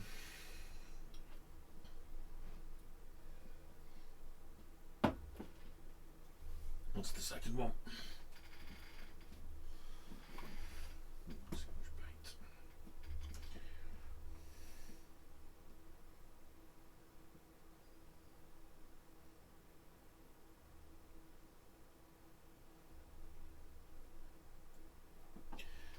So, what you may notice with this technique, you don't have to paint perfect, thin, accurate lines every single time to get a effect that works. Because I cannot paint thin, accurate lines every time because I'm rubbish. My daughter's just come to confirm as much. It's getting there. Yeah, Oh, there, you put it there. I put it there. Oh, there. Because I thought it would still be on this side. but It now it's was. Because I can't read the messages that come up over there. It's just a blur. I've got my glasses off because I can't. Yeah. there. Yeah. Yeah. Anyway. I love the delay. Oh, it's even worse than normal, I think. Don't know what was going on. Is it better now? Not really. It's quite way behind. But, you know, it's not a problem. After you've brushed your teeth, Yeah. bring your beer before you go to bed. Bring your beer and then brush my No, the other way round. I've got some here already. I need to brush your teeth first.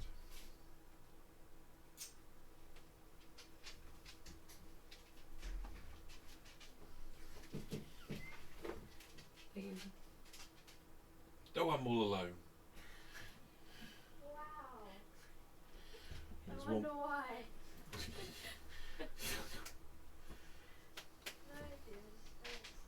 That's what being described is like. I was just going to show you after your squirrel thing. Squirrel thing? There's a squirrel who's taking chestnuts out of Oh, a and outdoors, you've got... and this is a squirrel who's put black walnuts in someone's car engine because they went away for a week. There's 558 walnuts Wow. in engine apparently. That might be a bit annoying to take it off. I bet after that it would not go. It's what? The car didn't go. Will not go, yes. Oh. Sorry. Did you say will not go? Yeah, it is. Oh. Yeah, Oh. yeah, that was my fault. Ow. Advantage of being a middle-aged man is you can tell dad jokes and get away with it. Sometimes.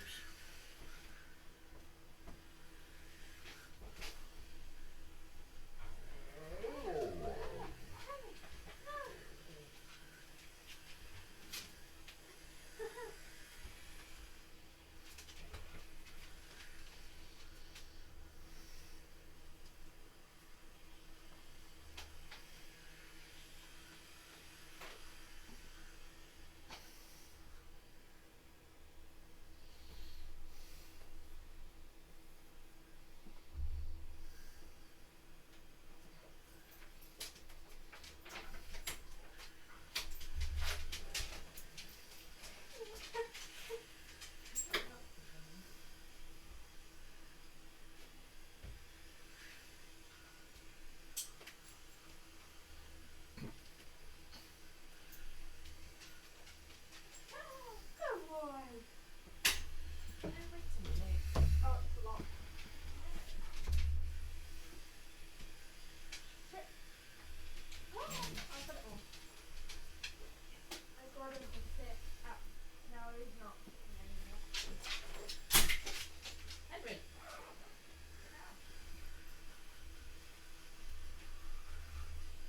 I've got a new...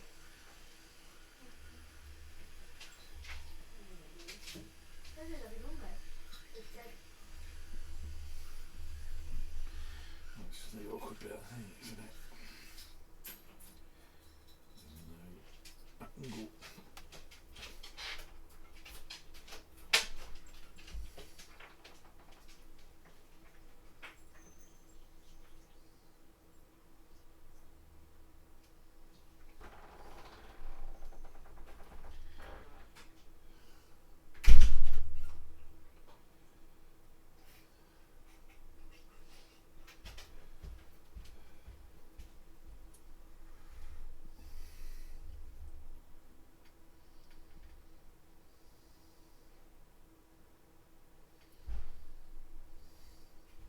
I assumed you meant a collar.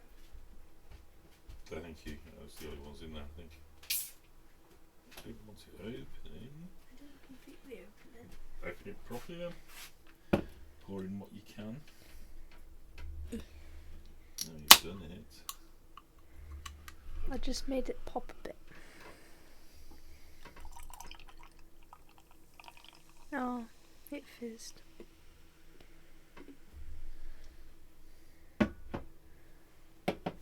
There's just still partly full one. Yeah, I put it with the Sharpie. Thank you. And the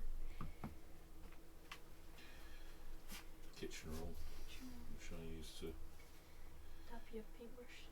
clean my brush. I don't ever watch this for actual techniques of how to do things properly, because it's not what it's coming out as, but it comes out effectively, I think. Yeah? Good, so you can see them another night. That's what you're going to see in the morning. I love you too, sweetheart. Thank you very much for that. Right. Too much. Sorry? Don't drink. I will not. Good. You already had 2 cans. You've had Less than 2. yeah, Cause, yeah. yeah, 1.5. Yeah. Right. Good night, Soon to Petal. become 3 at some point. Soon to become 3. Yes. Good night, sweetheart. Right.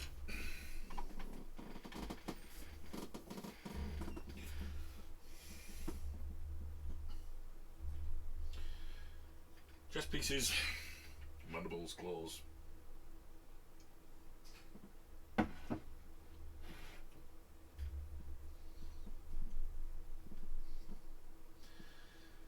The end.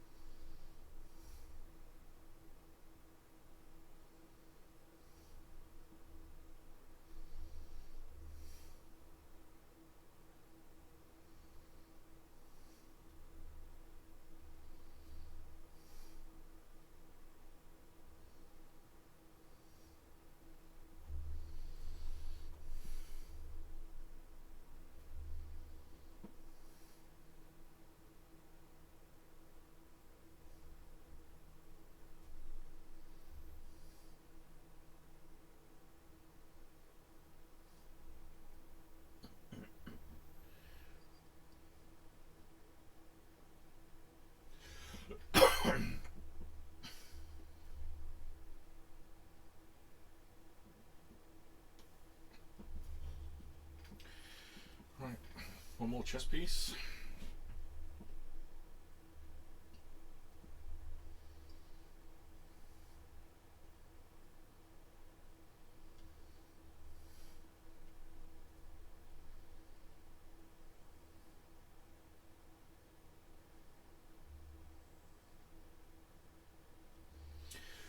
Excuse me.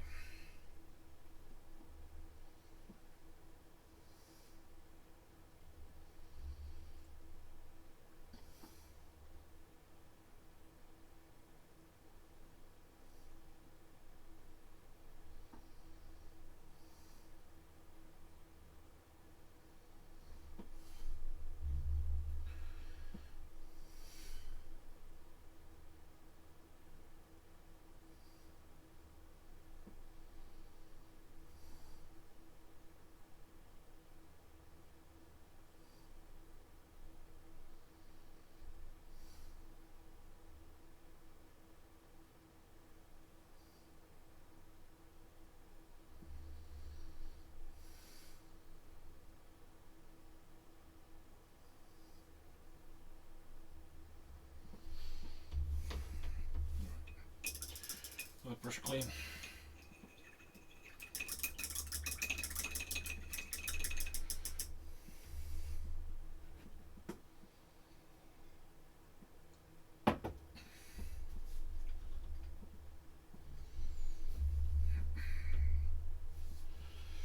Forgot me sprout.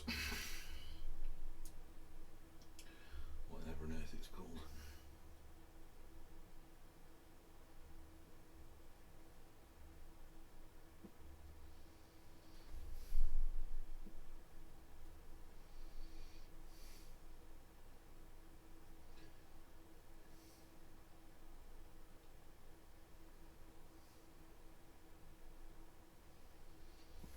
There we go. Mandibles.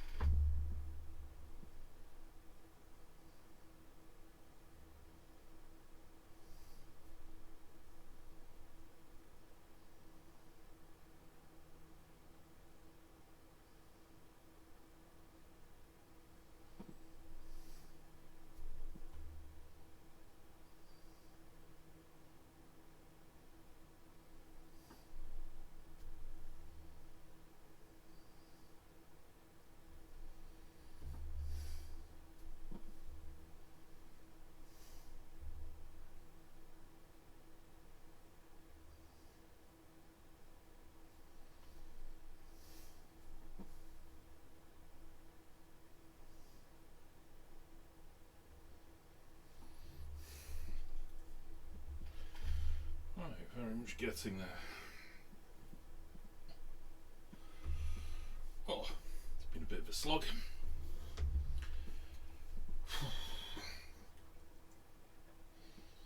I do think the result is worth the effort.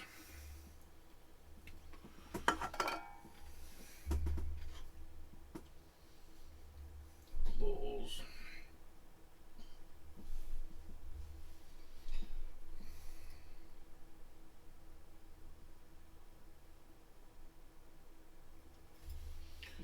Sorry, can't see that.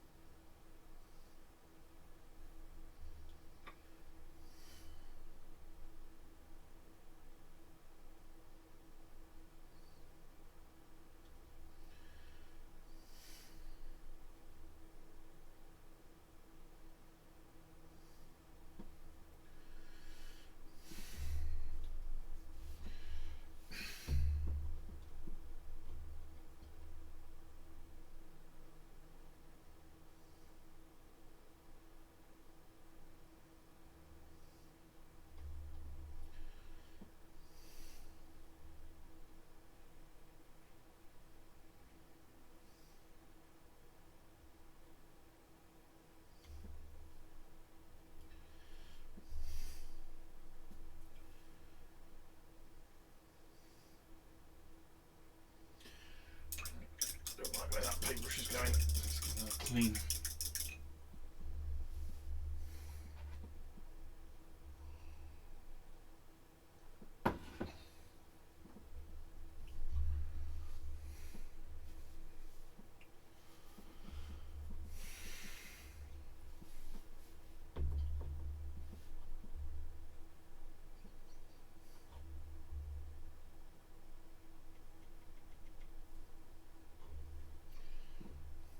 Last one.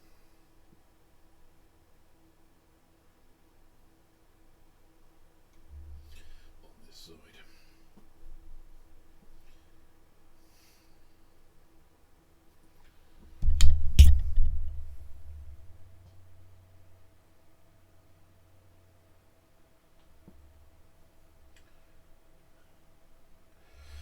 Right, so we've nearly finished our chitin feathering. 3.5 claws to go. Bit more paint on there.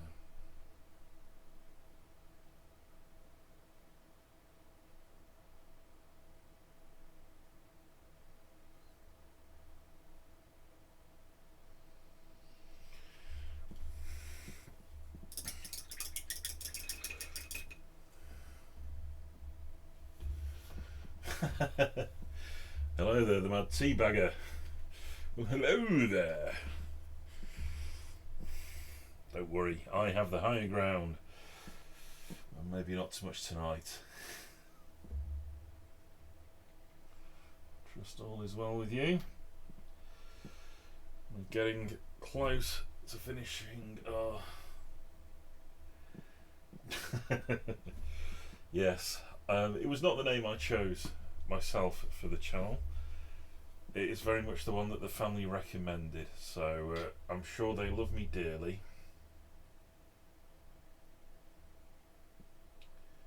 But it is a bit humorous.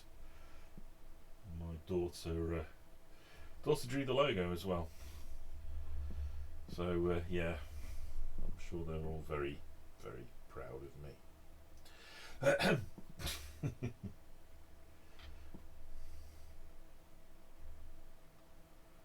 I trust all is well with you this evening. Keeping well and looking after yourself.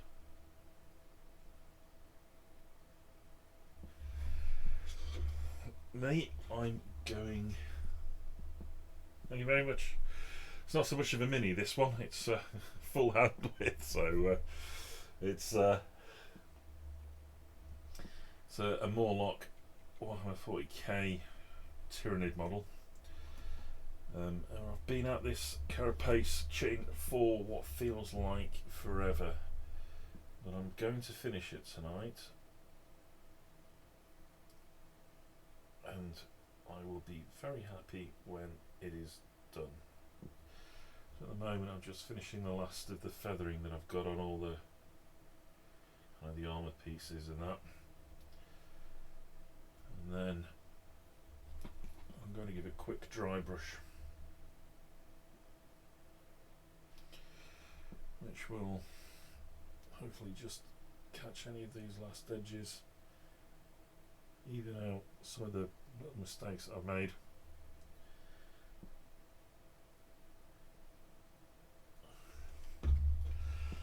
And then it'll be done. Oh, got some angles. And then following on from that, I'm just going to cover any mistakes and overpaints I've got in white, ready for my next session.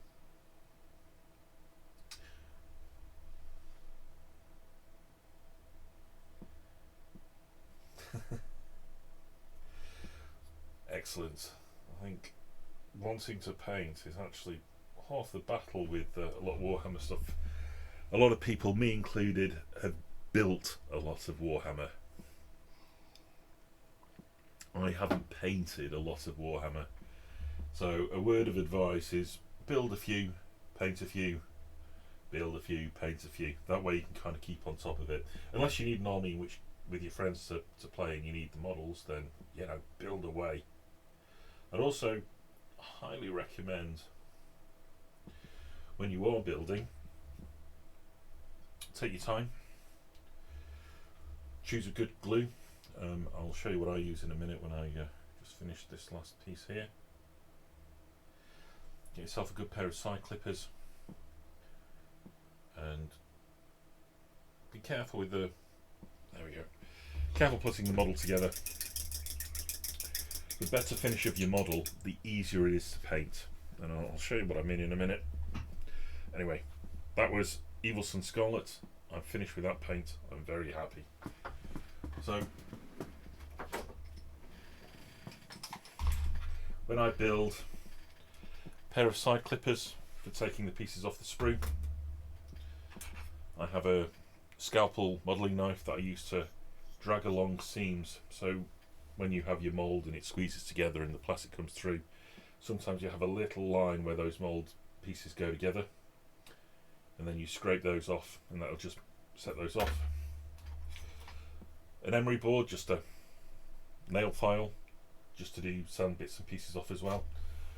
And then the glue I use is Tamiya extra thin cement, which is really good stuff for plastic models. It's what I use on all my Warhammer stuff. It's what I use on my scale model stuff, unbeatable stuff. So those are pretty much my tools. I don't necessarily need anything else when I put things together.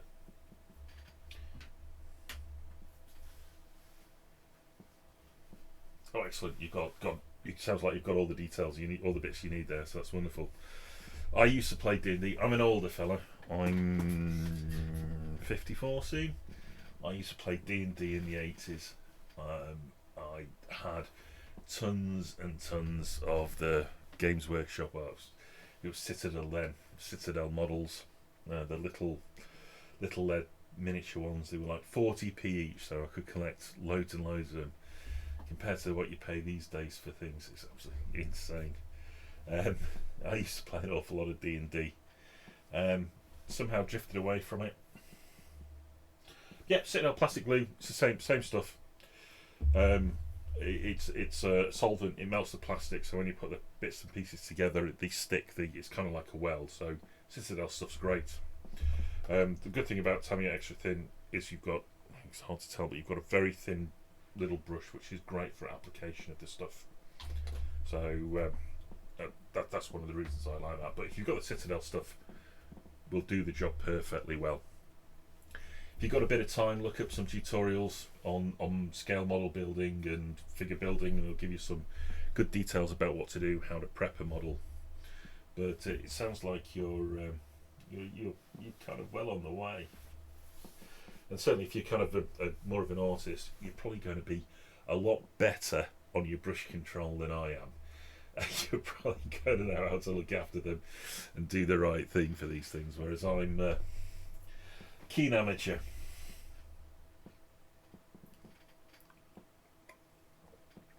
Sounds like you are well prepared then. Have you've got so what did you buy? I'm just having a look there.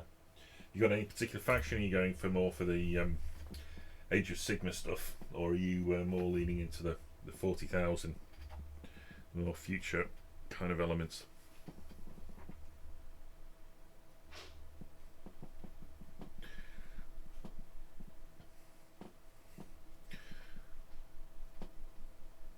Right, I have to admit, I'm just going to step away for a moment, but I'm going to come back in a few minutes and I'm just going to finish off the carapace, and I'm going to do a quick dry brush of Wild Rider Red across all of this. So give me about 1 minute.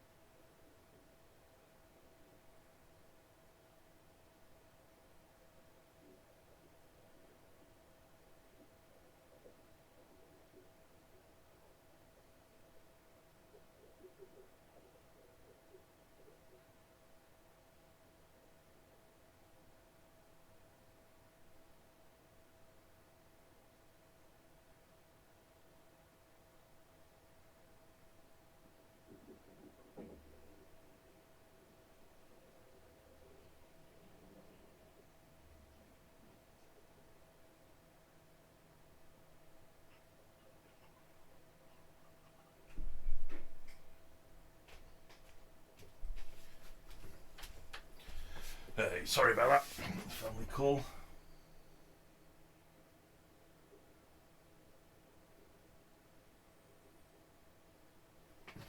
Awesome.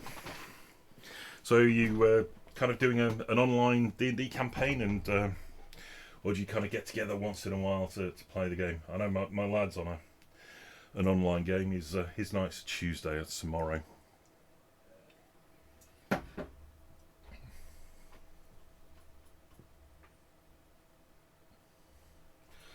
Well, thank you for your service.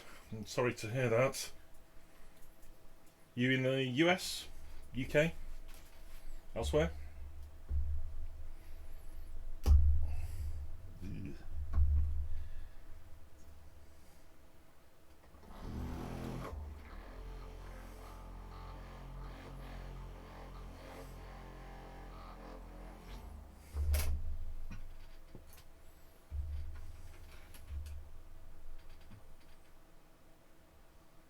Awesome stuff.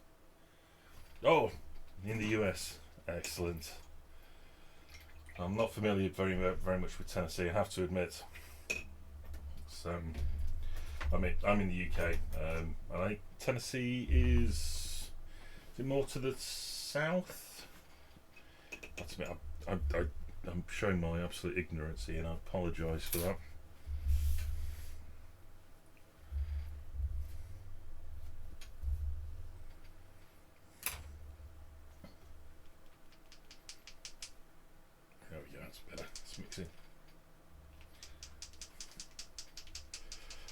That buzzing noise you heard was a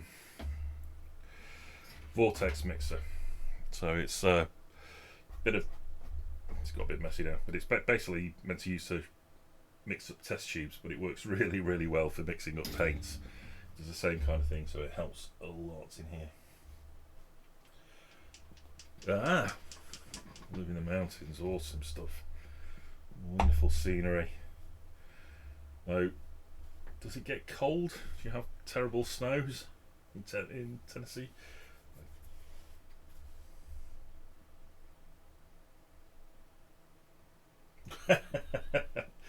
It looks like you've got everything you need sorted there. Fantastic. Right. Well, what I'm doing now on the model, the last thing I'm doing is a dry brush around this. So I painted the armour bits of this fellow with black, then we had a caribou crimson wash, a couple of layers of flesh terrace red, and then we've done 3 increasingly bright layers of red on the feathering just around the little bits. So finally I'm just going to give it a dry brush of this Wild Rider red, which will hopefully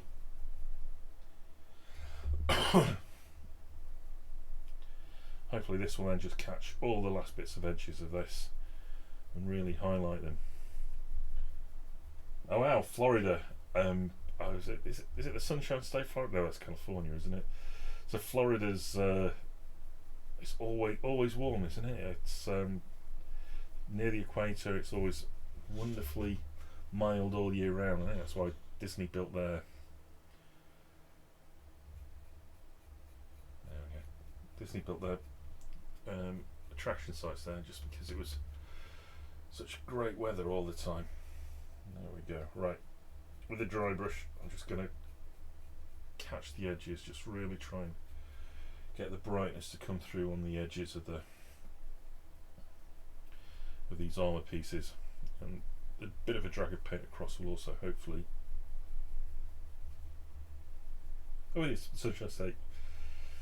It is Florida. What's California then? I know it's the complete other side of the country, but if the Sunshine State's Florida, Peach State is Georgia, I think I remember from films.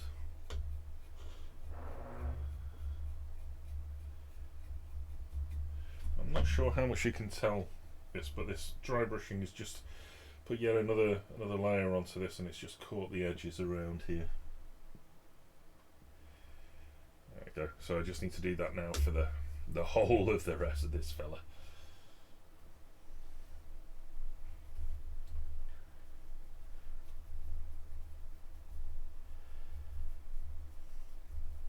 I think Florida, as well as Disney, doesn't it have? Is it the Kennedy Space Center? It's got one of the launch facilities, hasn't it? That NASA use, because it's near the equator and the weather's generally pretty good. I seem to recall that they put it there.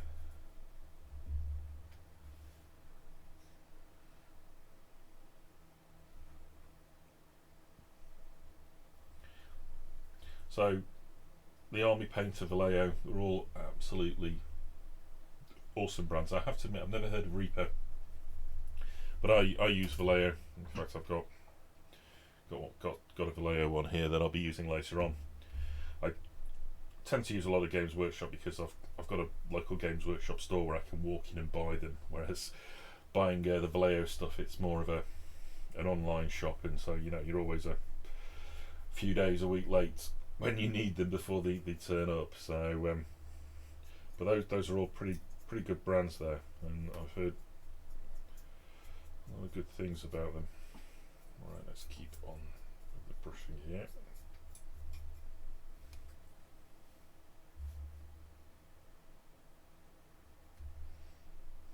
Did you get to see it?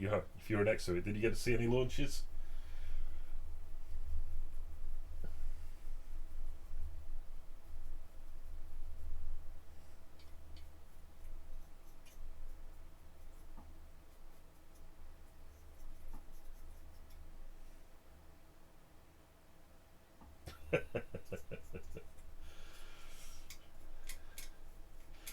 Yeah, certainly here in the UK, when you order things online, it tends to be a bit cheaper when you walk into a shop, and you've got to offset with the delay. Pick it up. Shuttle launch. Oh, it's such a shame that program ended. That was an awesome thing, but I know it was way too expensive to keep going, but it was such an impressive thing. I remember the first launch, and I think I very much remember the disaster and last launches as well.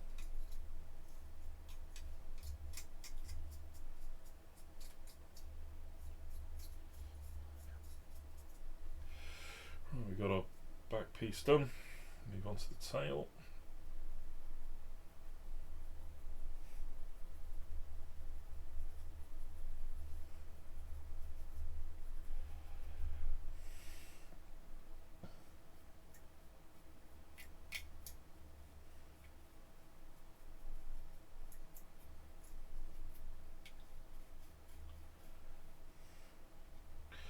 So one thing I would ask, if you've got some paints, I would also recommend if you've got any primer. There's lots of different ones you can get, but trying to paint onto bare plastic, the paint can flake off, whereas if you buy a primer, putting that on first will really help the paint adhere onto the model. It acts as a great kind of almost a paint adhesive, if you will, ahead of the painting. So I use some Tamiya primer, but I know Games Workshop do some, I know Vallejo have some primer.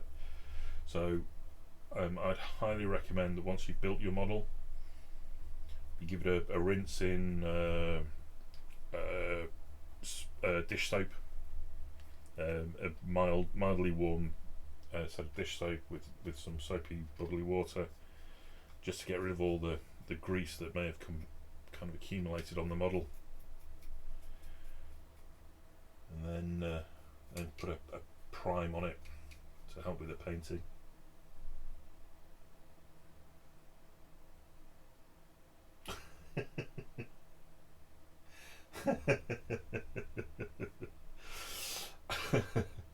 "12" now, that sounds almost life size.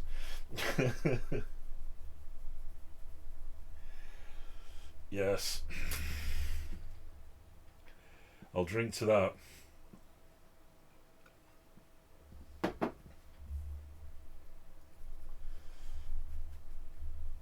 I have to admit, it's not so much the food that makes me fat, it is the overconsumption of alcoholic beverages. At least for me, it's late. I'm in the UK, so we're coming up to 11:15 at night.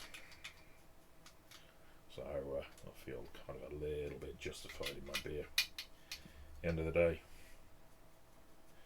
having a bit of fun.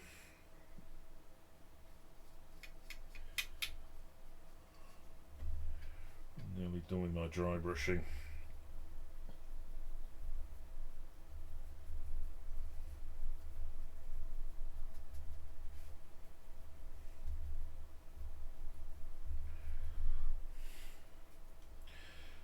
Let's get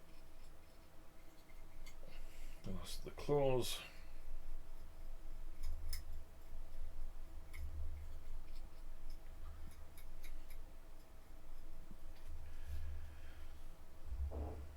Mandibles.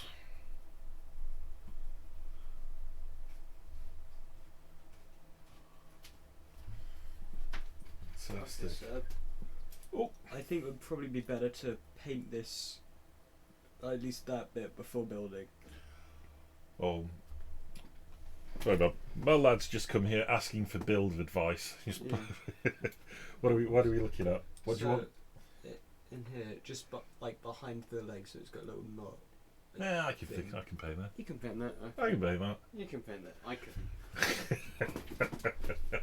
You're building it? Yeah. Yeah, it's nearly bedtime. I'll stick these together. Sorry about that. I have to admit, I've never used a wet palette. I've got a lot of different paints, so I kind of pick a paint with the colour I need, and then I onto it and work that way through it. So I suppose I'm a bit lazy. I don't know. I'm not an artist, I have to admit. My daughter got all those genes. I just use technique.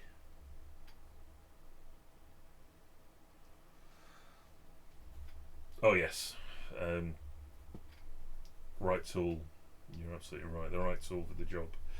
It's when I was putting out my sort of the building stuff as well. You know, the right glues, the right side clippers and things that it sounds like you've ordered. It makes the job so much easier. I know some people, certainly for plastic models, use super glue, which is quick, but it's not the right tool for the job, has to be said. Right, we're nearly done with this one now.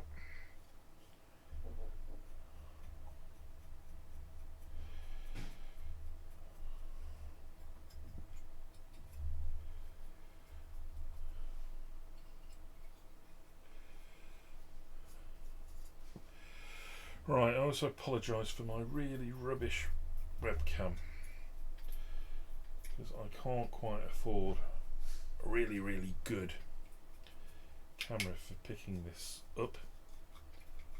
But I do have this webcam. Right, here we go. Hopefully you can see that. All that armour, that's all done. We've got some overpaint around here. I'm going to paint that over in a minute or two with Vallejo straight white. But otherwise, all that carapace, all that chitin armour, it's done. That's only taken me 7 hours. Which is a very long time, but he's done. I'm happy. So time to clean up. Thank you. Yes, I guess you're right. I'm painting, even if it's, as I describe it, it's 3D painting by numbers. Well, painting by numbers, whereas the numbers are actually shapes. But yeah, it's all it's all creative, isn't it? I do enjoy myself when I do it, so it's all good. Well, thank you. Yeah, I'm pleased how that's come out. I think that's well on the way. So the bit that I've just done now, doing the armour and the chitin, is probably about 50% of the painting. I always think that with the Tyranid models that we've got, that the focus is always the armour. It's not sort of the body bits itself. So I think getting getting that kind of armour right, the kind of the beetle carapace kind of thing, it just goes a long way to getting the model all sorted. So at the moment I'm just using some artist soap or brush soap just to clean up my dry brush, because if you find yourself doing dry brushes, one thing you'll find is, oh my goodness, the amount of pigment that stays on the brush. Just trying to keep them clean. And a dry brush itself will, yeah, replace it every couple of models, just because you basically get destroyed going through. You know, you take all the paint off, rubbish for the bristles, then you drag it over the sharp bits of the models, rubbish for the bristles. And you need to give it a really good work to get rid of all the pigment stuck in there. All bad for the bristles.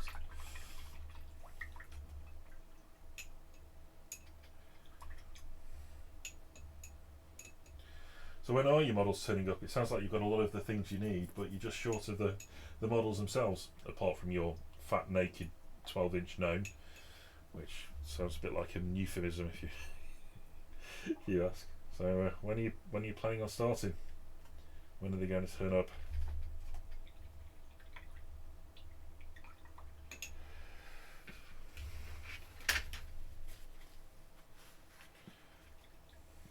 So done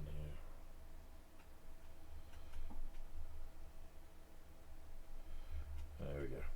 No more pigment left in there. Just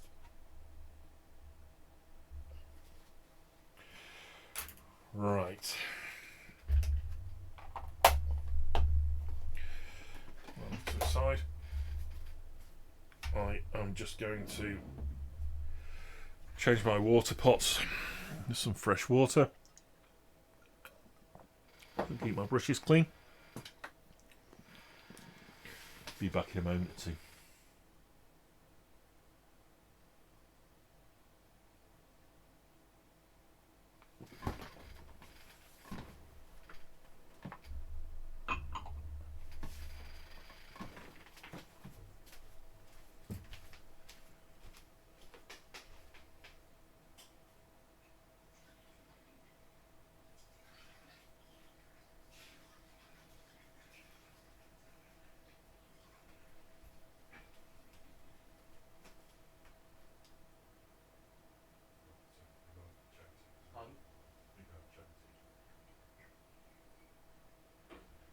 The armor's finished, the chicken's finished. It looks good. That's what he's saying. He's complimentary because it looks good. There we go, lad. Thank you very much. that tea bagger. I appreciate that very much. My lad's looking at it now, and he's quite happy with it too. Where's the camera? What? Oh, what? Oh, don't look at that one. Look at that one. Where's the camera? There. That's the. Yeah. Oh, it looks good.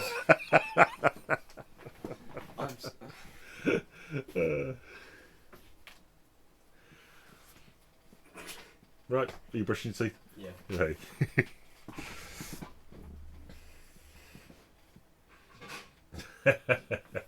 Quite. He was, well, those were his hands, not mine. He's in the process of doing some of his own stuff. So it's all good. Right. What's next? Oh, excellent. You've got an exciting Tuesday to look forward to then if you've got some figures turning up.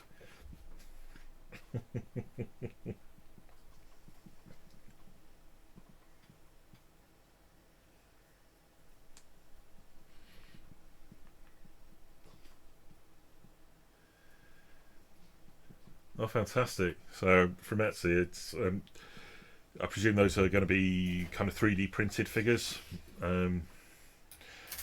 It's the quality of 3D printing these days is astounding. I have to admit, I'm blown away by what can be achieved with it.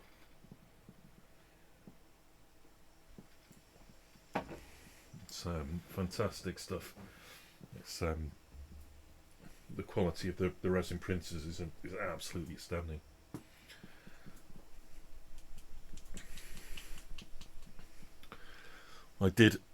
I've got my own printer. It's kind of just sat out the way at the moment. It's a little bit needs a bit of work, but I have printed a 1:144 scale Rocinante from The Expanse, and I bought the STL files for that on Etsy. Oh, it's a lovely, lovely model.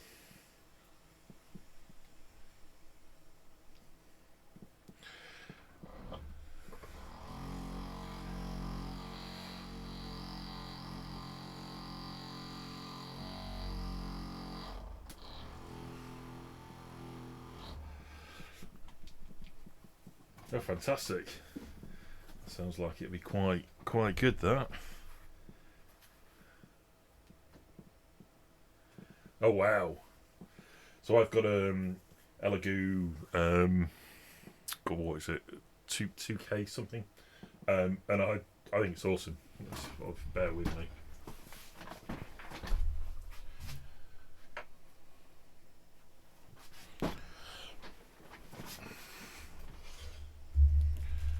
So this was printed with it in parts. I needed to assemble it, but it was, you know, the level of detail, the fidelity on it is absolutely amazing. You can't tell that it's printed. There's so few layer lines. It's you know, apart from the dust,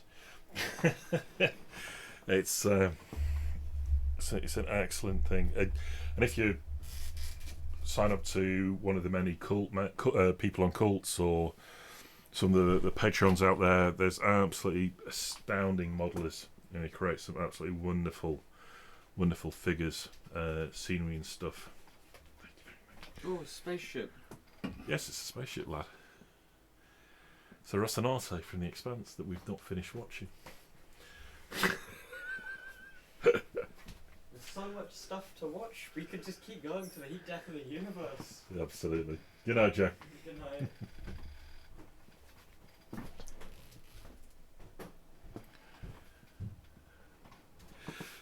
Yeah, resin printers are so cheap these days. Well, they're not cheap, but considering what they used to be and the cost of them, you know, they're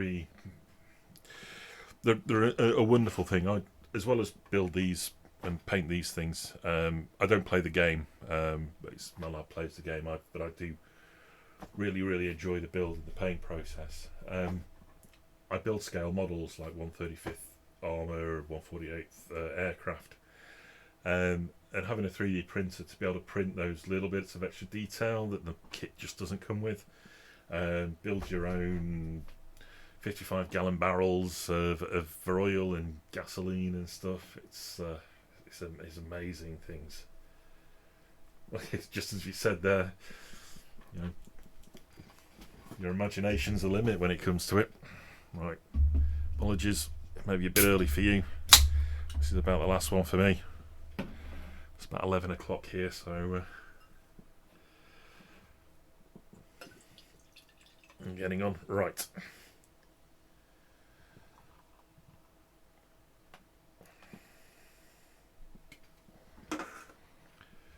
Cheers, my friend.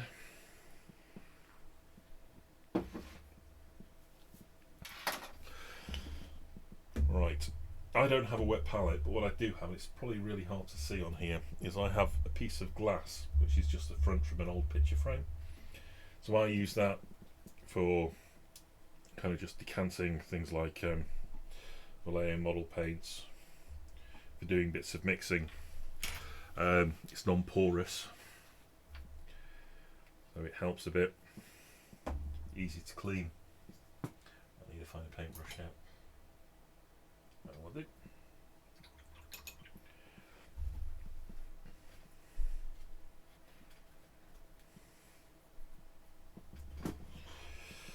Right, so now I've done the carapace. My big fat sausage fingers are a bit clumsy sometimes, so I've got a lot of over paint here. I'm going to try and paint these over now with a couple of coats of white, so that the next layer is all good. So I think it'll be a bit haphazard as I go through here. Might need more than one coat to get some of these done. That's the advantage of the process that I use for painting, or certainly painting these, is each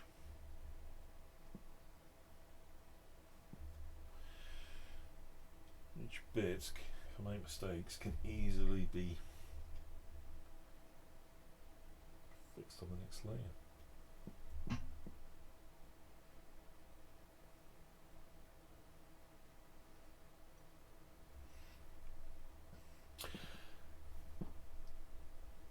Absolutely.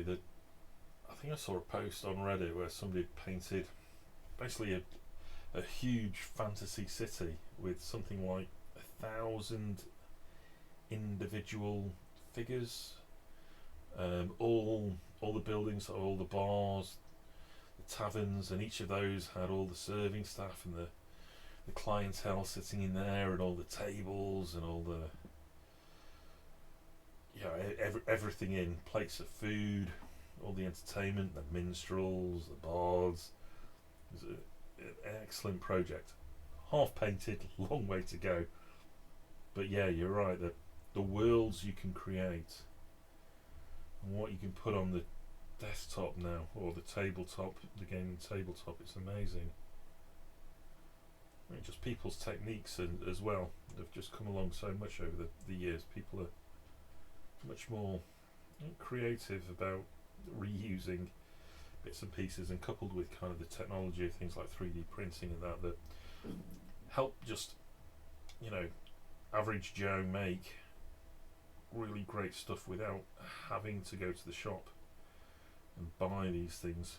You can just sort of create the things at home.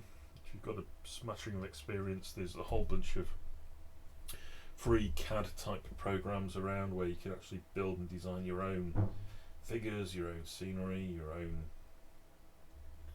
additions to all that. So I think the hobby, both the scale model hobby, the tabletop gaming hobby, it's all changed.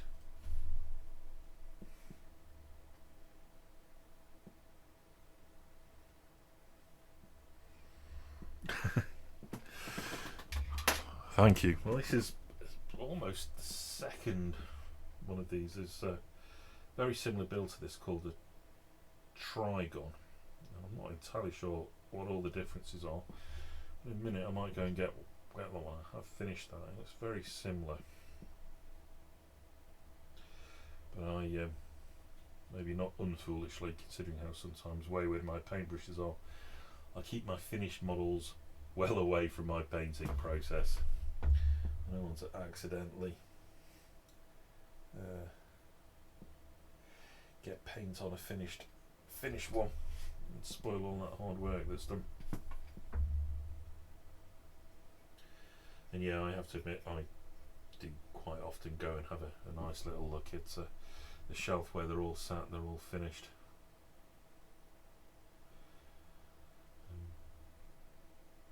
There are I've not quite got there because I've got a bit of a problem with my camera, but I do have an Instagram page where I'm planning to get all of these finished models updated and put on there, but it's going to take a little bit of time. I have put some old scale models that I've built up there just as a bit of a placeholder, but at some point I'm going to get all these on here.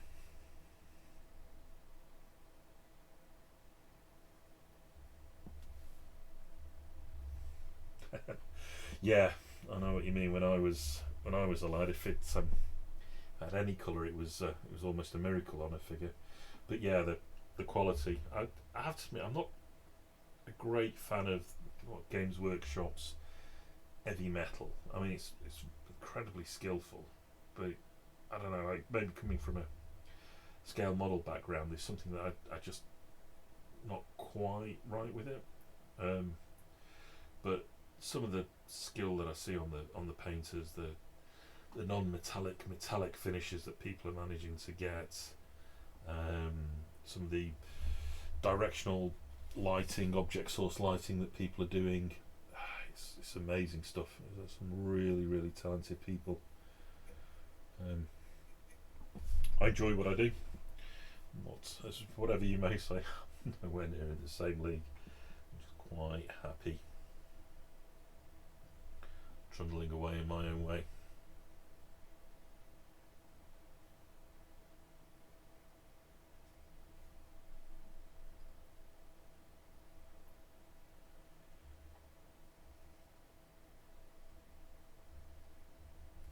Yeah, I know what you mean. I think when I was a lad, the only things I ever actually really was happy with that I finished was skeletons and the undead, because they were so easy. Paint white. Actually, no, I think it actually was a paint brown. No. Paint white, a wash, and I was done. And I was happy that it looked finished. We are going back a couple of years for that one.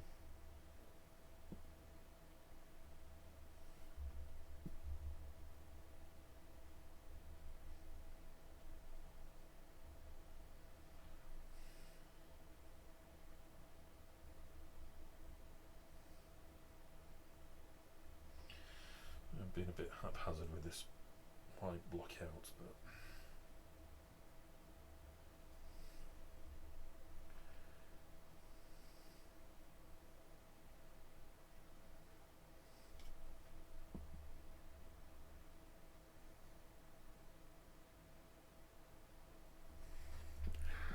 yeah, that sounds like my history as well.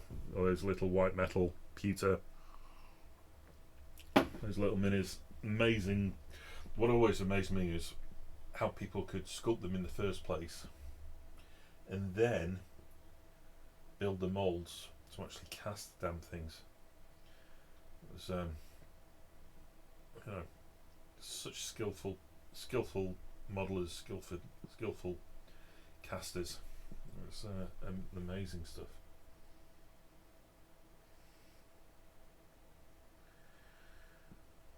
I'm not sure. Well, the advent of plastic models gave the ability for more detail, but I always feel that there's been a bit of kind of size creep as well. To be able to get more detail in the figures have kind of got a little bit bigger.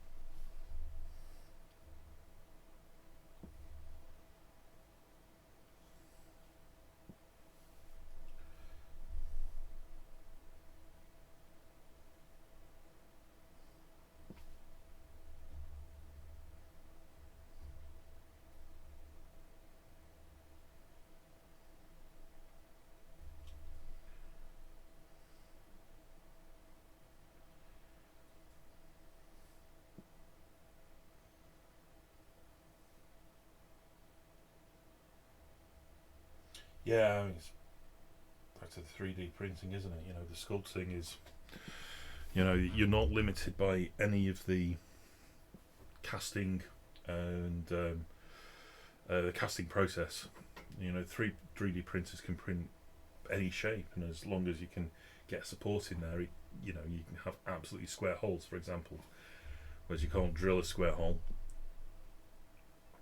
And the level of detail and the quality of the printers now to actually be able to print that level of detail on the minis as well. It has absolutely changed the nature of the hobby for the better, in my view. You're no longer dependent on these big manufacturers to make models you want.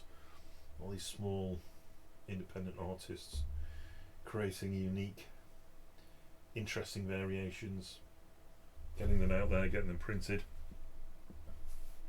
It's a wonderful time to be a modeller.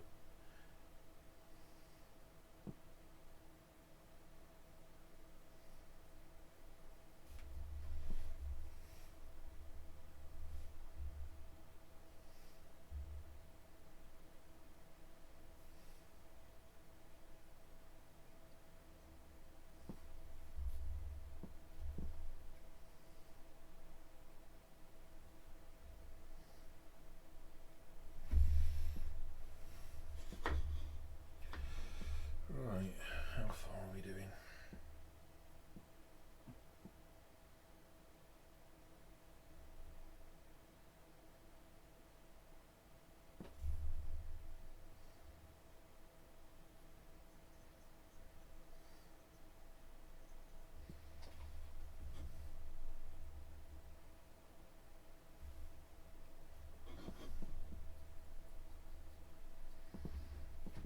Yeah, it's technology does leap ahead at quite the pace. When it comes to benefit the likes of you and I on our little hobbies, all the better.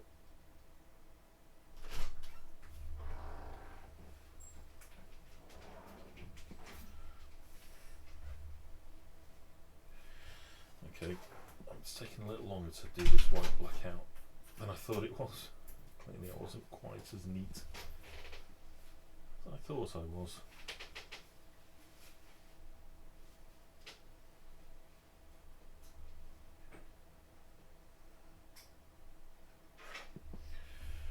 Brush a bit of a clean.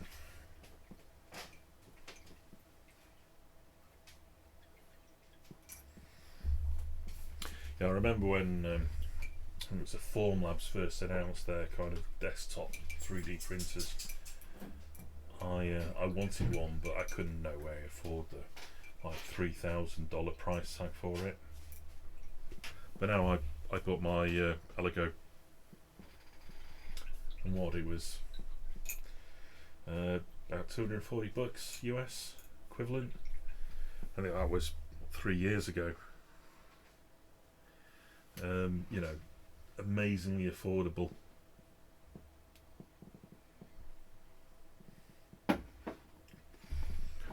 Well, I guess it won't be too many tens of years before we have fully, you know, in your garage, you got your fully customizable fabrication unit,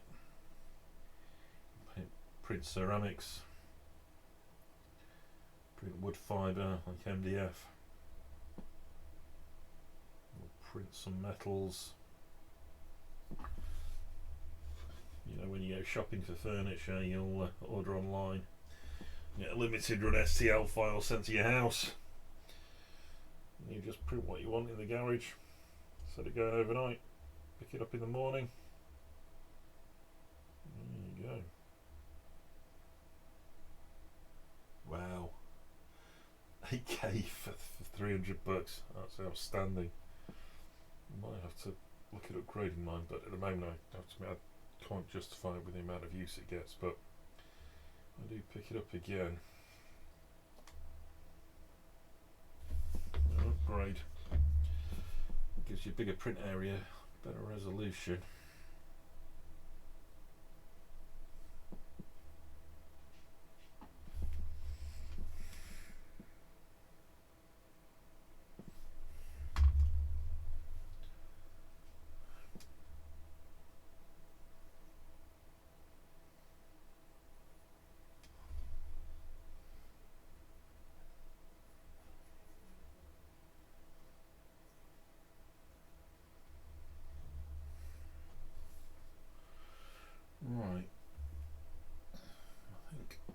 good on this.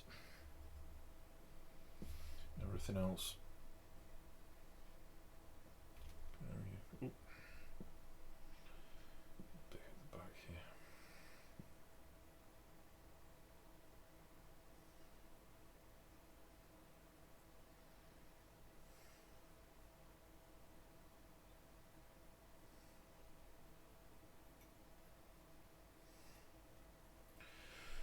Right, oh no, some areas just there.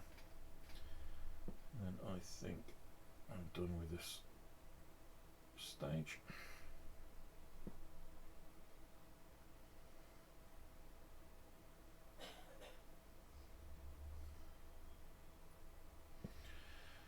Any other bits that I've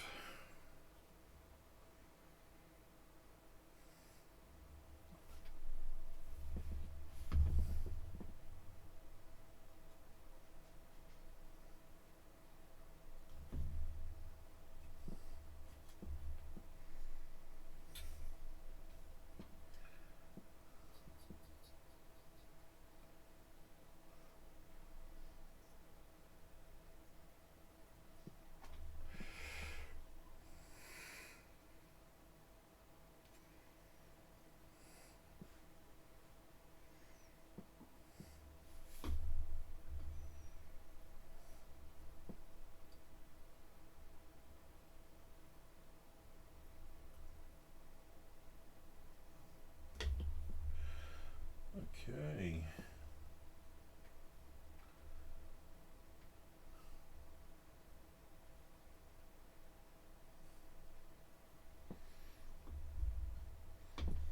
Yeah, you're right about AI. It is an amazing but scary thing. What we can do with it, where it's going. Some of the AI images that I see generated are amazing, and you know, people just describe what they want, and the system off it goes and draws this thing for you. It is astounding, and you're right. You combine that with the ability to create STL files. Combine that with your 3D printer at home. Describe your D&D character one day, or the thing printed the next, ready for your campaign. Right, that is me finished on this fella for tonight. I've finished the carapace areas, and it is time to clean my brushes and then get ready for work for tomorrow. And yeah, AI is very scary. But anyway, thank you very much for joining me this evening. It was a pleasure having a chat. I hope it all works out. I hope you get your figures coming through tomorrow. And yeah, if you ever want to join me again, feel free.